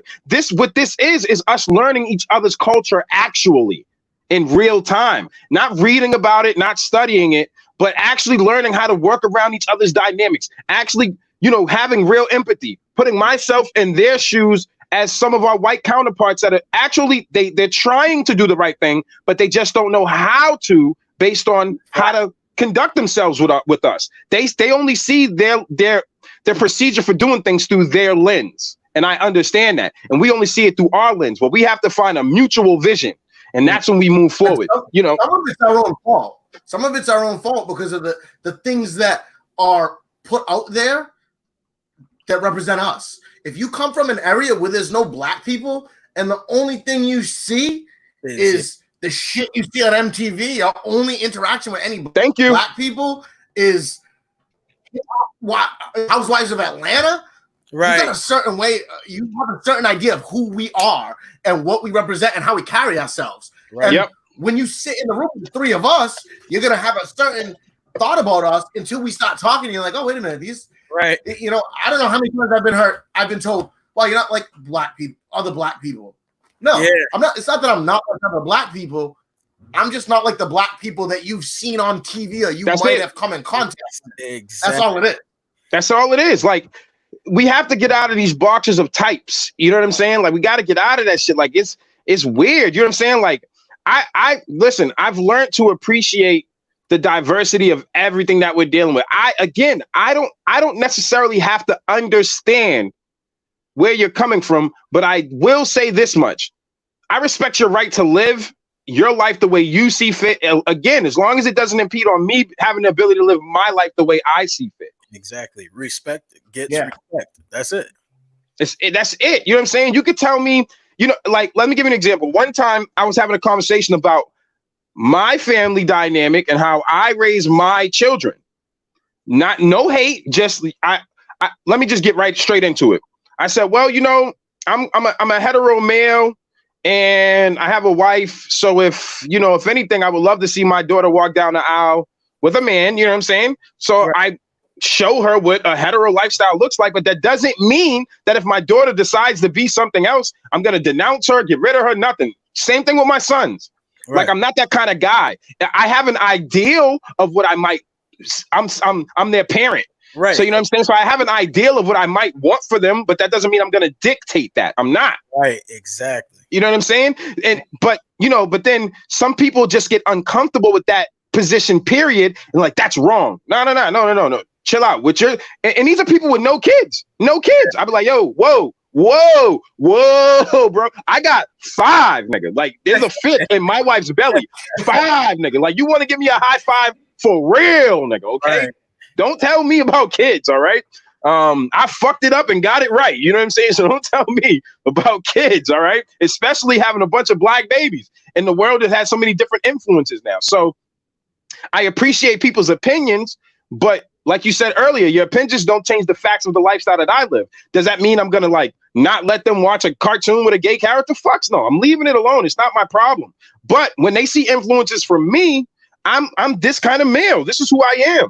You know, I'm often perceived to be just a macho, atypical, because I'm willing to kick somebody's ass. I got videos of me working out and shit. So what? I also was sitting downstairs letting my daughter do my imaginary hair because I'm bald as fuck. Exactly. She's doing eyeliner and shit on me. You know what I'm saying? We had tea time with salsa water and shit. Like, who gives a shit? You know what I'm saying? Like, people gotta relax. You know what I'm saying? Like, be more than one thing. You're not one. I'm multifaceted. I'm not in the box. And you're not one thing all the time. You're one thing when you need to be, right? Yep. That's it. Exactly. For me, I think that's my biggest. Yeah, I think my biggest positive I have for me is I get in where I fit in. I get in wherever. I don't care. Like, put me in the hood. Take me. I can go with you, Lionel. We can go to Boston. We can go to the hood, and everyone they'll be like, "Oh, he's a down ass nigga." Then we could go to a fancy restaurant with a bunch of old rich white people, and they're gonna love me, and they'll be buying us all shots by the end of the night. And you'll be like, "Damn, nigga, how the fuck you get us all these drinks tonight?" Exactly. It just is what it is. I can fit in with anybody, and people need to understand that there's not just everyone doesn't just have one lane. Like, people think it's stay in your lane. It's not how life works. Life isn't stay in your lane. You're better if you're well rounded and you can drive. You can be in any lane and you can operate comfortably. I just tell people, like, bro, I'm an all-terrain vehicle. Roads don't apply to me only. Yeah, you know what I'm saying? I don't even have to have a given road. I could just see a fucking mountain and be like, yeah, I'm out. All right. So, like, you know, the limitations that you give yourself are the limitations that you'll have in life. You know, learn to be like the one thing about me, right, is I've mastered being me in all rooms, but just different aspects. Like, my vernacular changes just a smidge to meet the decorum of the room. But you still feel that rawness of, like, this guy's passionate about what the fuck he's about to say right now, period. Yeah. Whether I'm talking to a child or an adult. See, and that's another thing people get fucked up. I fucking do not talk to fucking adults like children. You're not children. You should know better. You should do better. And I tell you that in a fucking manner that I would tell any adult. I tell you in a way that I would want to hear it. Like, if you come to me and be soft playing games with me, I'm not even fucking listening to you. I just hear Charlie Brown's mom. Wah, wah, wah, wah, wah, wah. All right? You got to say shit to us. We're adults. We have to put our feelings aside sometimes to be able to take the advice that we're receiving. We get offended first before we think. That's not conducive to being an adult. That's something a child does. Mm-hmm. I don't like what you said, so I'm not going to listen now. Yeah. Anyway, so speaking about mental health, now that we came off of that topic, again, I don't know that young woman's situation. And again, if you're somebody out here who has that strong will and that strong impression, understand that a part of strength is weakness. A part of strength is vulnerability. And if you need to talk to somebody, please talk to somebody. Find somebody. I talked to a stranger one time, like, yo, we just was sitting at the fucking bus stop. Motherfucker told me his whole life. And sometimes you be thinking that shit's weird, but I think it's not as weird as people think. I think it's just human interaction. So just find somebody to talk to. You know what I'm saying? The best way you can. Start a journal, whatever you need to do. But your life is too important to take yourself out the game. It's just not the route to take. You know, there is a culture. Can I say something business real quick while we're on that topic of life and health and all that? Oh yeah, my man, do your thing. Some of you might know, some of you don't. I work in finance. I'm an independent broker with Bay State Financial. I represent a bunch of companies. Mass Mutual right now has this really cool thing that they're doing. If you work in any hospital that's Massachusetts or Connecticut based, they're offering, you can get $25,000 in life insurance for free. You don't have to pay a dime for it. Nice. Oh shit! So if Nice. you work in a hospital and you think that that's something you should have, which I'm telling you, you should. You should. Reach out to me. Find me on Facebook, Sean Puff. Inbox me. I can talk to you and guide you through getting that. I think it's awesome. They put aside like $3 billion Nice.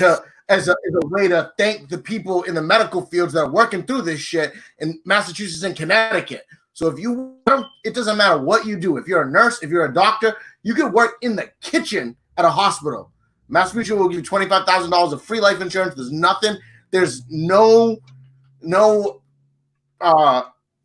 strings attached to it. It's only a 3-year policy that they give you, because it's kind of as you go through. They just want to make sure while you're going through this, if something was to happen to you, you're covered and you have something to help your family out a little bit. So it's something that they offer. They put $3 billion out. Once that's gone, it's gone. So if you work in the health industry, you work in a hospital in Massachusetts or Connecticut, check it out. Reach out to me if you want. I'll help you out with it. I don't get paid for it because it's free. So I'm not getting commissioned for it. I'm letting you know that if it's something you worked in, you want to do that, reach out to me and I'll let you know how to do it. I'll help you, get you through everything and get you taken care of for that. I think it's huge that they're doing that because, yeah, people are going through these issues and people are having problems. And it's good to know that you have that in case something were to happen to you while you're working out there, to make sure that your family's all set.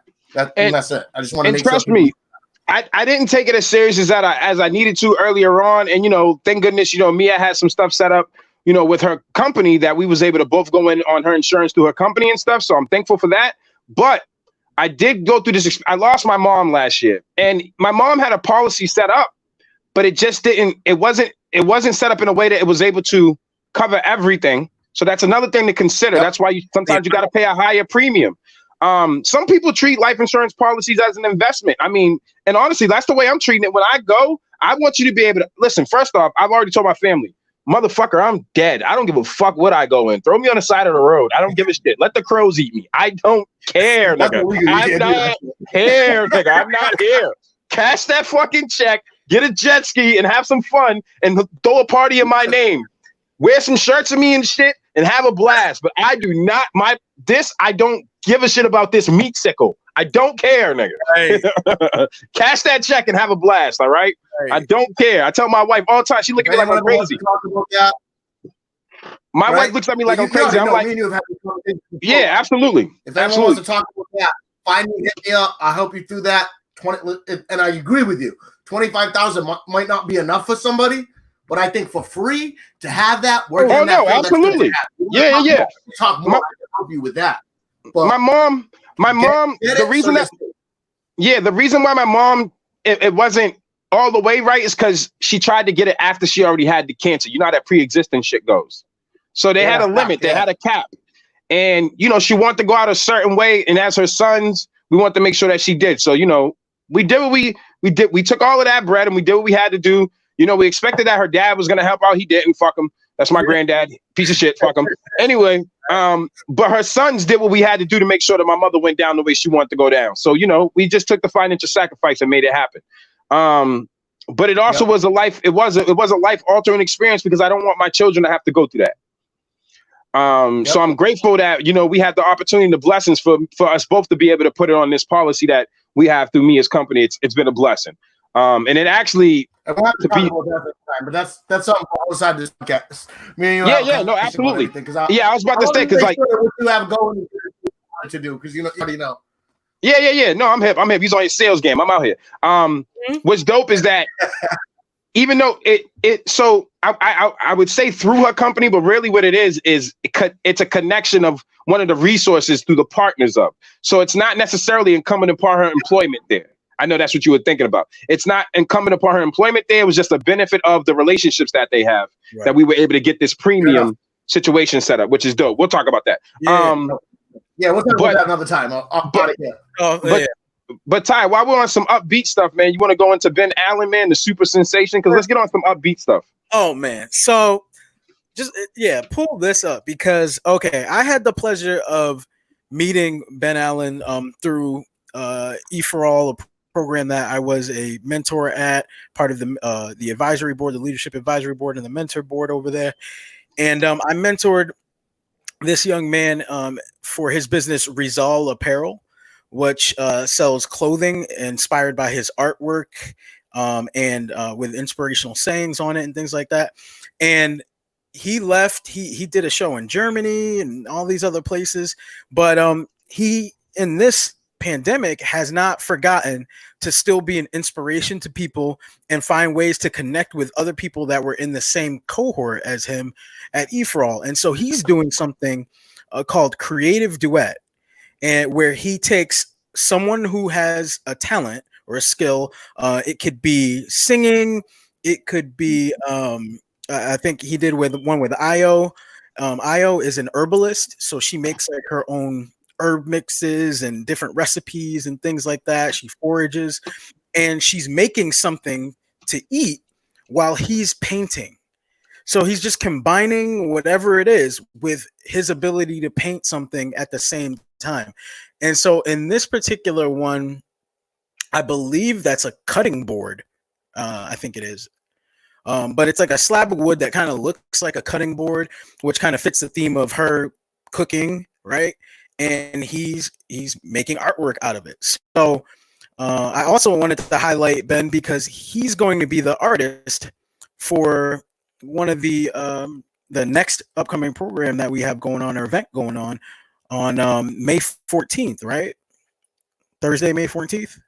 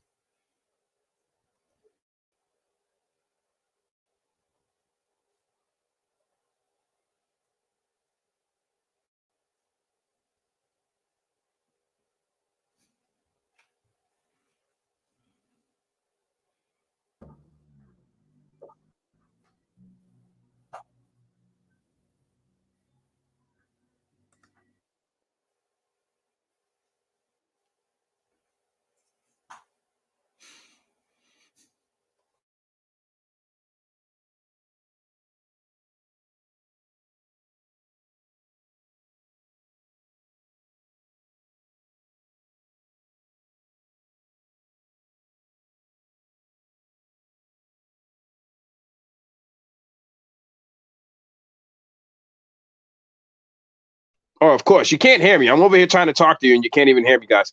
Third Eye Unlimited, May 4th, 2020. May 14th, 2020. We're having an event at the national parks. The 5 pillars of hip hop combined with Third Eye Unlimited in national parks. Nevaeh, Amanda, Liv, Brandon, Shania, and my man Ben Allen is the artist. Nevaeh is a young singer from the community. She's been doing her thing, celebrating with a lot of people. She's been holding it down. Amanda's an awesome young woman as well, who's been doing her thing from spoken word to art to dance to a bunch of other aspects. Liv Brandon's in the building. Another just super talented young woman doing her thing. Shania is another awesome young woman who's going to bring the dance portion into the act, and she's going to be doing her 1-2 and holding it down with us. And then we'll have my man Ben Allen, all the way out from Florida. He's also a Museum of Fine Arts accredited artist. He had an exhibit at the Museum of Fine Arts in Boston. The guy is super talented, super dope. We're super blessed to have him blessing us with his talents. So while all these performances are going to be going on, you're going to have Ben Allen on a screen, on our virtual screen, painting live for us, and just showing us his many talents, one of his many talents. The guy has a super dope clothing line out, and we're going to get into his video in a segment. But again, you can check us out May 14th, 2020, 3 p.m. to 4:30 p.m. It's going to be live on the Third Eye Unlimited page and the New Bedford Whaling National Historical Park page. Just make sure you look out for us. It's going to be hosted by myself and Tyson. We're just always trying to make sure, again, we give a lot of content from top and bottom of the rating scale. So this is our adult content, but we like to let people know, if you have kids, if you're a parent or somebody here engaging in this, that we do also have content for the children, for the teens, for the community, for the cleaner audience of adults that want to enjoy some hip hop. So we're representing the 5 pillars of hip hop, as always, with representing the MCs, B-boy, B-girls, DJ, knowledge, and graffiti. But graffiti, we can't do indoors right now. So my man's going to do some live art and paint some dope stuff for you guys. We're going to get into Ben Allen's video right now. I think you guys are going to enjoy this. And then we'll sit back and enjoy it with you.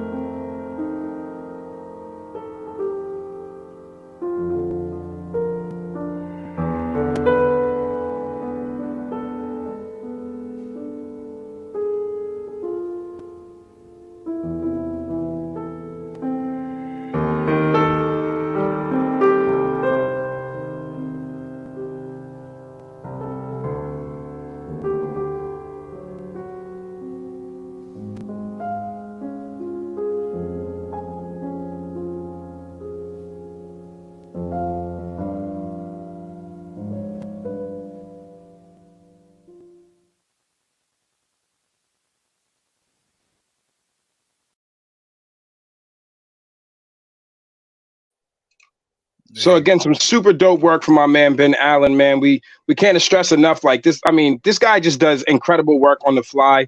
If you don't get the chance, please go check out some of his work. Ben Allen on Facebook. That's BHEN Allen, ALAN on Facebook. The guy is incredible. I mean, he does incredible work. And again, he's one of the most modest people you'll ever meet too. Yeah. Like, it's ridiculous. He underestimates his own talent all the time, but what I love about him is the fact that he's so creative, just in every aspect, in every way, everything he does, from how he dresses, to the way he carries himself, to the conversations that he has. gestures, man. He's just creative, and it oozes from him, and he doesn't even realize it. So, definitely a big shout out to him, and glad to have him aboard in any and all capacities. And proud that I got to mentor him as well. That was a great find and person to become friends with. Shameless plug. Shout out my wife. I see you, girl, holding it down. You got him coming in, girl. I see you, baby. E for all, baby. We ain't playing. It's just for real. E for all, baby. Nah, but for real though. Like, shout out Donna, shout out Shelly, shout out Jeremiah, shout out Samia. Shout out the whole South Coast E for all team, man. They're really doing a great job. They're really putting people in a position to empower themselves. They've adjusted to this climate during COVID. They have not stopped doing what they need to do to make sure that they're still trying to enrich people with the business sense that they need. If you get a chance, go to E for All South Coast, check them out. My man Brandon Burke is actually going to possibly be one of the people in the interview process. Nice. I know he's going to be reaching out to Samia's going to be reaching out to him soon. And there's a whole bunch of other people that are getting involved. So, like, listen, if you have a small business, even if you're just at the idea phase and you're just looking for some knowledge to help you get that next step in the process, my man Tyson was a mentor for many years. Again, like, just make sure you reach out to E for All South Coast. They're an awesome team. They really hold it down. You guys definitely should take advantage of that. They have a 12-week course, I believe it is, and it's basically free, and you're getting college education to be able to just pursue your dreams, and it's free. You know what I'm saying? Like, why not take advantage of it? Even if you're a company that's already set up and you're looking for some additional funding, they have something else called the pitch contest, where you can come in and just show them your presentation, and you have a pitch. You get to pitch your business to them, and you have a table that you set up, and you let people know about your business. You engage people. There's different ways that people are chosen. Some are voted on, some are chosen from the panel, etc. There's fan favorites, there's all kind of stuff. So again, and it's deeper than just being a part of a program that's going to teach you business, because it actually creates the fraternity feel of cohorts that end up having lifelong relationships with each other, and that support each other, especially through these times right now. It's extremely incredible what they're doing to support each other. So make sure you guys check E for All South Coast. There go my baby. I see you, baby. I see you, boo. Right. So make sure you check it out. Oh, next, and she said the next pitch contest. I'm gonna call my dad tomorrow because I know she's gonna ask you. Yep. Yep. Call your dad. Next pitch contest is in July. So yeah, make sure you check it out. I'll leave that up there for a little bit. E for All South Coast. Please make sure you hit her up. Ask for Donna, ask for Samia. Again, these guys have worked really hard to, be a staple. I'm proud to say, like, again, I'm gonna do another shameless plug. I'm all about empowering my woman. My woman's a motherfucking rock star, people. Like, if you don't know, you better find out. Like, she's had this is a national company at this point.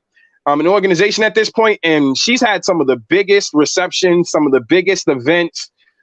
She's putting on for the South Coast area. She's born and bred here. I take some pride in being able to come here and make some reformation, and so does Tyson, and so does Sean. But Sean's born and bred here too, and he's doing a lot for the community by making sure people got their life insurance. But my wife, I was born I lived here since I was 5. Oh shit! Okay, all right. Well, yeah, he was from Plymouth. Get the fuck out of here. Go back to the Rock. Anyway, no, I'm just playing.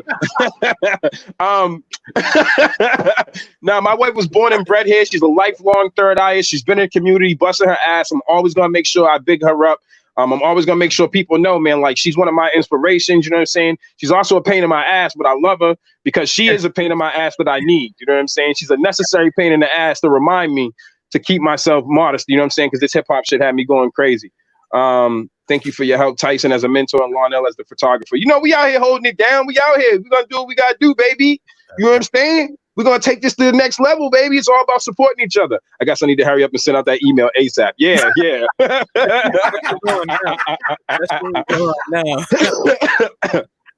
So again, shout out E for All South Coast. I've never done anything with E for All, but me and Jeremiah go way back. Me and him have talked a lot about things. We've had discussions about me coming in and talking finance stuff with some of the business people there.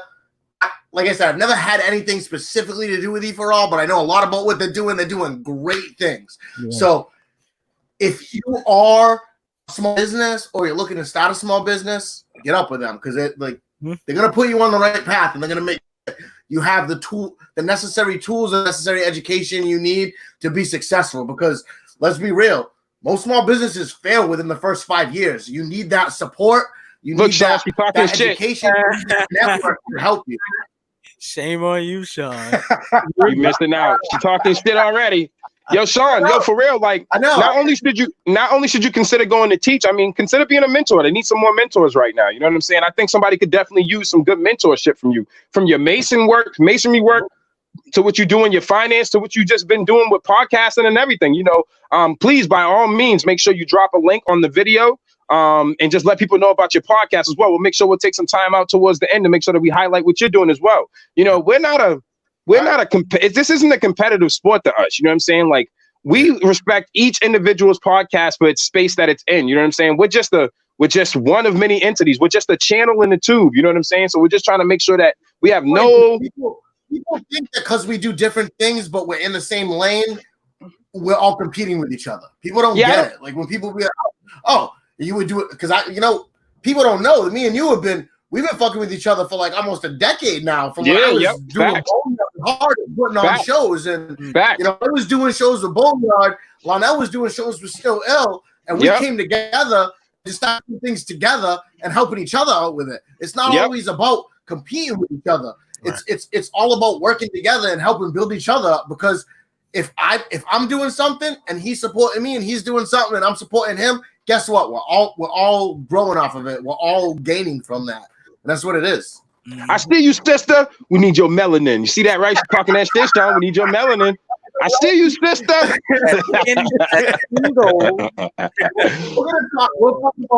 We'll get up. We'll talk E for all off of this, and I'm definitely down. Let's make it happen. Right. For sure. Needs to be said. Let's make it happen. Heard it here first, folks. Heard it here first. Yes, sir. So, you know, we got some more positive stuff going on. Listen, I can't lie, because I have a membership to Buttonwood, you know what I'm saying? And I miss it, man. You know what I'm saying? It's one of the best places for me to take my daughter. I'm always conflicted with the zoo. I'm not going to hold y'all. Like, I really am conflicted because I don't like, you know, certain animals I don't like seeing caged up and shit. You know what I'm saying? But look at this. Look, Sean, she ain't playing shit after this. Call your dad, of course.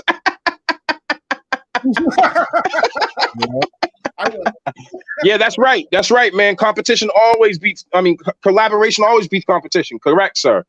Yo, Brandon, I fucking love this kid, Brandon and Bryce, man. I fucking love them, bro. Yo, we about to have to put that on a shirt. I'm claiming it right now. We gotta put Yep. Now he gotta do it. He gotta put it on his shirt. Let's do it. He already got a brand out. Y'all better go check it out, man. Yep, bbcuts.com. So, you know, one of the major things that's going on right now is like a lot of people are missing some of their staples inside the city that they can go enjoy. You know what I'm saying? So my man, you know, Tyson could touch on Buttonwood Park and some of the stuff they got going on, and I'll pull up the information for you guys. Yeah. And actually, speaking of like staples that people miss, today was actually the reopening of the Green Bean downtown too. So, wow. Big deal. Big deal. Came back. So that's just a quick plug right there. But so Buttonwood, being that, you know, everyone has to observe their social distancing and things like that, they realize that the zoo is a big part of the community. I know Peter and myself, we would go there with the kids. You know, after Kingston would get out of school, we'd meet up and we go over there and we walk around, talk, you know, and let the kids play. We're missing that right now. So they have taken it virtually, just like everyone's doing their Zoom meetings, things like that. Buttonwood 2 has found a way to kind of still give you that zoo appeal with some educational touches to it. So they are live streaming and creating episodes for around the zoo and just kind of walking the kids through different animals and some of, you know, just information about them. So it's something to definitely take a look at. I'm sure we can attach the link to the video too, to their YouTube channel, so you can see the other episodes and past episodes and things that they have. But it's something else for parents to teach and learn and connect with their kids, which, you know, shameless plug for New Bedford TLC, NBTLC, hashtag NBTLC, New Bedford Teaching, Learning, Connecting. You know, use that and show your kids something new, show people around you something new. Just because we are in a form of isolation and social distancing does not mean that we're not connected still. So keep using ways to stay connected. And understand that this one that they're having is going on. The first series, what I'm seeing on this, is going on tomorrow. Buttonwood Park and Zoo will host its wildlife education series, a deep dive into the ocean twilight zone, virtually on Thursday, April 30th at 7 p.m. So, man, listen, the kids are sitting at home. You're sitting at home. This is, the thing I like about the zoo, you know what I'm saying, is because, like, again, I'm always conflicted with certain animals, but as long as it's in the name of, education and conservation, and they're being well taken care of, then how else would I show my kids some of this stuff? You know what I'm saying? So there's a balance to it. I understand the duality of it, but to me, Buttonwood Park is always done right by their animals. You know what I'm saying? So if you can support them, you know what I'm saying? Like I said, I'm a member. You know what I'm saying? Thankfully, from my daughter's wonderful godparents, they made sure that we had a membership, and they wanted to make sure that we always took her there, and I'm appreciative of that. The Cox family, Medium Studios, Third Eye Unlimited, I'm appreciative of them being in our lives and holding us down. You know what I'm saying? We all are pains in the ass to each other all the time, but that's just a part of being family, right? So exactly. But it's always love, and that's the one thing that I've learned to deal with out here and dealing with all these people. That is always love. You know what I'm saying? So yeah, man, make sure you guys go check it out tomorrow. If you can't, look for the source on New Bedford Guide or visit the buttonwoodparkzoo.org page. Just search it. Do your Googles, Buttonwood Park Zoo. And make sure that you guys find the connection that you need for tomorrow. Just tune in at 7 p.m. Catch that dope deep dive series. You know what I'm saying? I'm actually I'm gonna tune into that because I miss being over there. I know my daughter I miss the walk with me, Tyson, and King. You know what I'm saying? Like, we had some fun. You know what I mean? Absolutely. All right, so we're hitting the 150 mark. We got about 10 minutes before we get up out of here. Anything else you want to streamline to real quick, bro? Yeah, I mean, something that we don't touch on. I want to do two things that we don't touch on too often really quickly. We haven't talked about voting too much, and we haven't talked about the census that is currently going on. So typically the census is over in July, but because of everything that's going on, they've extended the census through October due to the delays and everything. So that is important because that determines how many representatives we get, all that stuff, as well as federal funding, like the dollars that come in, right? Because everybody has a dollar amount. I mean, literally, not everybody, but everybody, like physical body, has a dollar amount that the government gives for them to a city in order to take care of things like infrastructure, education, waste and sewage, light, energy, all that stuff. And so you want to make sure that your counts are correct so you can get the adequate amount of money so you're not underfunded and missing out on things. So just a reminder to go do your census. All right. Visit votenewbedford.org/census. Okay. And get some information there. Fill out the census. It takes 2-3 minutes and you're done. And that's money for the city and money to, get the services and pay for things that we need. And the other thing about right, there's plenty of time. You can find 3 minutes between now and the end of October. I promise you. So, and it's online, so you don't gotta mail anything in and all that's digital. And you're watching this right now on Facebook, so it should be easy for you. And the other thing I want to talk about is voting, right? So everyone's up in arms about what's going to happen with voting. Are we going to be doing vote by mail? Are we still going to be showing up to the polls, wearing masks, social distancing? I know it's a far way off, but we have to plan for those things now to get those things in order, because mailing out millions of ballots now becomes a logistical nightmare when that's not what you're used to doing. But one thing that I can say about Mayor Mitchell and myself is that we agree in this department. We agree that vote by mail needs to be an option. And so Mayor Mitchell signed on with 21 other mayors from around Massachusetts to push for vote by mail options for Massachusetts. So that way we can still participate in the election and remove any of the fear or angst or anxiety, or maybe this will be gone by then, maybe it won't. Remove all of that from the equation and say, you're going to get a ballot directly to your house. And I love that idea for a few different reasons. One, I think we should move towards that, but it's going to elevate voter turnout and also gives you the opportunity to preview your ballot. You can sit with your ballot. You can talk to it. You can tuck it in at night. You know what I mean? You can research the candidates. You can really deep dive into what's going to be on the ballot to make the best decision, not just for yourself, but for the community that you live in the city that you live in and that you serve. So So just again, votenewbedford.org. Visit votenewbedford.org. Peruse around the site, read the articles, fill out any of the information that's there, and make sure that you're taking care of that. Our civic engagement duties have not stopped in all of this. We just got to find a different way to do it. Absolutely. Especially like a lot of people are concerned with leadership right now everywhere, from top to bottom. There's so many people that are not happy with how things are done, or some people are happy. So you need to vote. People don't vote. People, you run for office, Tyson. I've run for office. We've seen people complain that they want change. And not sure, but they vote the same. Whatever it is, you got to vote, man. You're not gonna see any changes if you don't vote. People think vote doesn't count. Your vote doesn't count if you don't vote. So get out there, vote, and make your voice heard. And I actually like the idea. I've had negative thoughts on mail-in voting because there's so many opportunities for voter fraud. Well, what you just said makes complete sense to me on the fact that it gives people time to look at the candidates and study them, because I feel a lot of these people don't do that. You go to the voter booth and you just look, and the word they know is incumbent, so they just vote incumbent without really thinking about anything, who the options actually are. Right. And now what's funny about the voter so I want to tackle a couple of those things. Like, we talk about the voter fraud side of it. Mail-in ballots are a little bit more secure because at least I know you live at the address, and they also double check your address. They send you confirmations before all that. And what's funny, in Massachusetts, you don't have to show your ID. You just need to know the address and name of the person. So that actually opens it up for more fraud, but we still see such a small percentage of attempts at voter fraud in Massachusetts in particular. I won't talk about Florida and other places.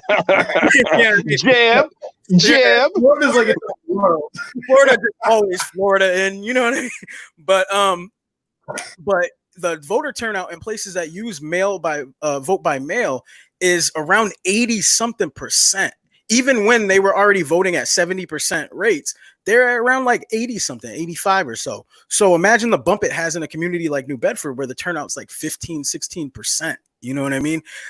We can see double, triple, maybe even quadruple those numbers turning out to the polls because they don't actually have to go anywhere. So that eliminates a lot of the obstacles of transportation and time and things like that. So, so that's on the table there, and I'm hoping people take advantage of it. Again, visit votenewbedford.org, and shameless plug, that site was built by myself and under the Yellow Hat Labs. We're taking care of that. So check out the site, peruse it, let us know what you think. Absolutely. So check this out real quick. I do think I want to touch on one more, and then we'll let Sean do your one too. You can talk about all the stuff you got going on, where people can reach you and all that good stuff. But I think this is important for our artistic community. So understand something. Okay, we got to pick and choose now, people, because this is the part where you got to choose to be like, am I going to hate Zuckerberg, or am I going to jump on this bag real quick? Like, are they going to make some money off of you making some money? Probably, but it's the opportunity giving you the chance to make some money. So Facebook is launching some new tools, and this is the thing about being a businessman. You see somebody do something, you got to go do it better. He's been realizing that a lot of his traffic is being lost to things like us using StreamYard and etc. So they're trying to combat with that by being able to provide you opportunities, not only to stream and put up a higher level of production, but they're also trying to put it out there so that you can get paid by charging people to admit to your shows, since we, are in this social distancing phase. So I think that's actually pretty dope. You know what I'm saying? Like, we're obviously going to not utilize this for our podcast. Obviously, we're going to keep this for the people, but it does open us up to other avenues for some of the stuff that we can do for crowdfunding, as far as like, utilizing all of these talents that these young people have out here.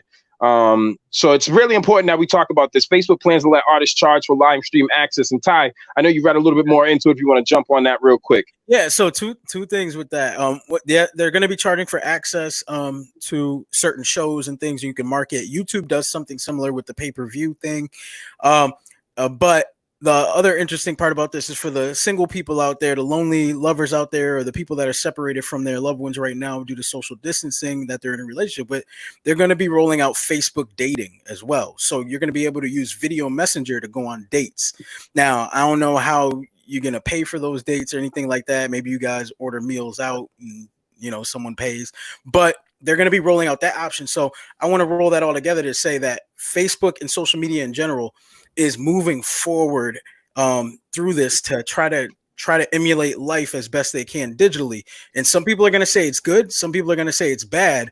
But all I can say is it's progress, period. And so I'm happy to see that happen. But as far as it goes for artists digitally, that means that you're going to have to be on your digital grind game hard. That means you're going to have to learn how to social media market like you never have before. And it also means that it's going to be more saturated and crowded than it ever has been before, right? Because there's going to be people that have been there before you doing it that are going to have a leg up. So you're going to have a lot to catch up on. That means get your social media handles together, right? Try to get the same name across them if you can, so it's easy to find you. Try to make sure that if you have a website, make that be your hub. So that way, even if your social media handles are different, you can give one website address, and that can be used to then send people exactly where you want them to go to find you in other places. So be smart about it. We'll talk a little bit more about it. We're up on a 2-hour mark, and I don't want to run us too far over, but we will talk about it a little bit more. And Friday, Peter, jump on that one. Well, you already know what time it is, man. Like, we like to have some fun around here. So if you was down here last Friday, man, it was lit. It was like the club. I woke up hungover. It was crazy. All the participants woke up fucked up. We was in the inboxes. We have a group message of all the participants. We was in there fucking wilding, talking crazy afterwards. People were still hitting up the video, dropping comments. Listen, the battle was live. You do not want to miss this battle coming up this week. We have part 2 coming up. Let me pull this up real quick. If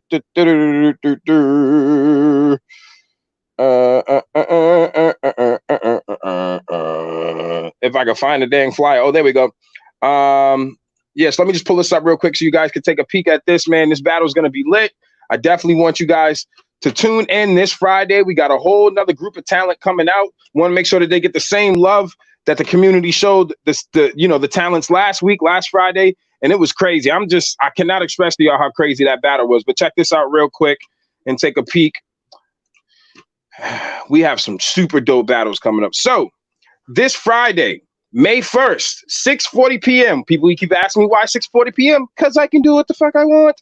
Anyway, it's going to be live on Facebook and YouTube. You can follow us at the Dinner Club Pod, at Dinner Club Pod, at Dinner Club Pod. We're going to start off with the dance section with the talented Shania and Kethy coming back with a super dope dance routine again. These are pre-recorded, so we want to make sure we don't have any video bit rate issues. We're going to drop their videos and throw them up for you. My man Ty Hunt, the battle of disrespect is what I call this. My man Ty Hunt and my man Libsy's going up against each other. If you don't understand the rules, each participant gets 5 songs and they get to spin back and forth. We do not judge. You, the people decide. You know what I'm saying? You get to drop your opinions in. We make sure we get your comments up there. You guys get to check it out. Then after that, we got Policy versus Thorn. This is going to be a Barmageddon, people. It's going to be a straight Barmageddon. You want to be around for this one. It's going to be crazy, okay? And then to round off the night, we go back into our R&B segment, and we got the Motown sensation, the super duper eccentric Jay Johnson about to do his thing and hit y'all with some dope tunes. And then my man Ralphie, the bilingual monster,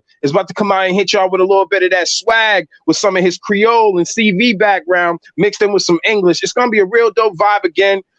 We hope everybody tunes in, enjoys it like you did last Friday. Make sure you show these artists the same support that these artists got last week. Shout out to my man LaCar, man. He's making sure that his people stay tuned in and stay locked in and staying on board. Shout out to Chan. Shout out to Bryce. Shout out to Breezo Finesse. Shout out to everybody. Shout out to the artists that couldn't get it done because, technical reasons. We're not mad. We don't hate. We ain't mad at the situation at all. You know what I'm saying? But we'll get you right. And we'll get you into the fold some way, somehow with all the stuff that we got going on. Again, we provide media entertainment up and down the rating system. Okay. But before we get out of here, I want to let my man Sean do his 1-2, and then my man Tyson's going to send you off with the smooth melodic tones of the timing. All right, Sean, let them know where they can find you and everything. So you can find me on Facebook, Sean Puff. I'm on Twitter, Sean Puff. So if you want to talk to me business wise, I already said before, I do finance, I do life insurance, I do retirement planning, I do all that stuff. So if you want to get serious, hit me up. Find me on Facebook. I got a Sean Themis. You can find my business page. If you want to hit me up there rather than on my regular Facebook, that's fine.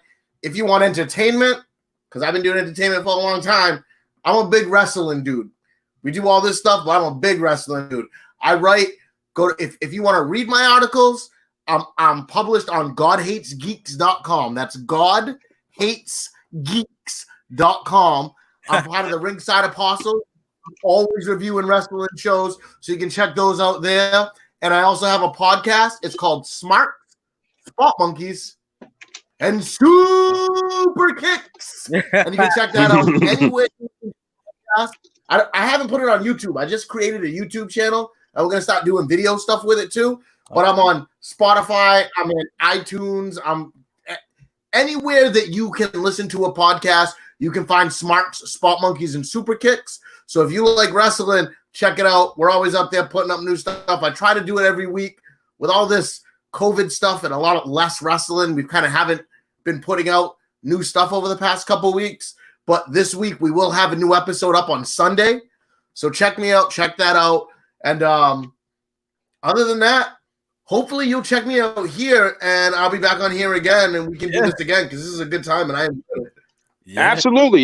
Yo, we extend invites, but people can always hit us up if you want to join us. We ain't got nothing going on. By all means, we'll send the link over and let you guys join us. Again, this is the People's Podcast. Before my man does his smooth melatones on y'all real quick, let me just remind y'all again, Friday, we got the battle going down. Make sure you follow at Dinner Club Pod, at Dinner Club Pod, at Dinner Club Pod. You want to make sure you get down with the squad, man. This is all about you, us, the people, engaging in good conversation. If you have any suggestions, if you have any comments, if you have any critiques, we take it all with love. So make sure you send us anything that you want to talk about. If you want to chime in on some conversations, make sure you hit us up. We're attainable. And at the end of the day, man, this is all about, love, peace, and, just sitting down and having a conversation like we're at the dinner table with each other, man. So we really appreciate you. Sean, I want to make sure that when you get off of here, make sure you go back to this video on the Dinner Club Podcast page and make sure you plaster all your links on there. I don't want people to just have to watch it to see your links. We always encourage people afterwards to make sure you go on there and throw every link to everything you want them to find you at on there. Because again, this is a platform about everybody. We're celebrating everybody, humanity. And my man Tyson's gonna do his 1-2, man. We're gonna get up out of here. We love you, appreciate you so much for tuning in, man. All you loyal people out there that's been holding it down with us, doing these 2-hour shows with us, man. We cannot express our appreciation enough. Hey, as always, this was food for thought, and no matter what you eat, don't forget to clean your plate. Peace. I got drive like Uber. On the road like the runner bee. These coyotes can't catch up with me. Got these heads blowing like TNT. I got drive like Uber. Yeah, all these lions in this pride with me. Hunting on the daily cause the dream ain't free. Gotta get it now. Time to wait for me. I got drive like Uber.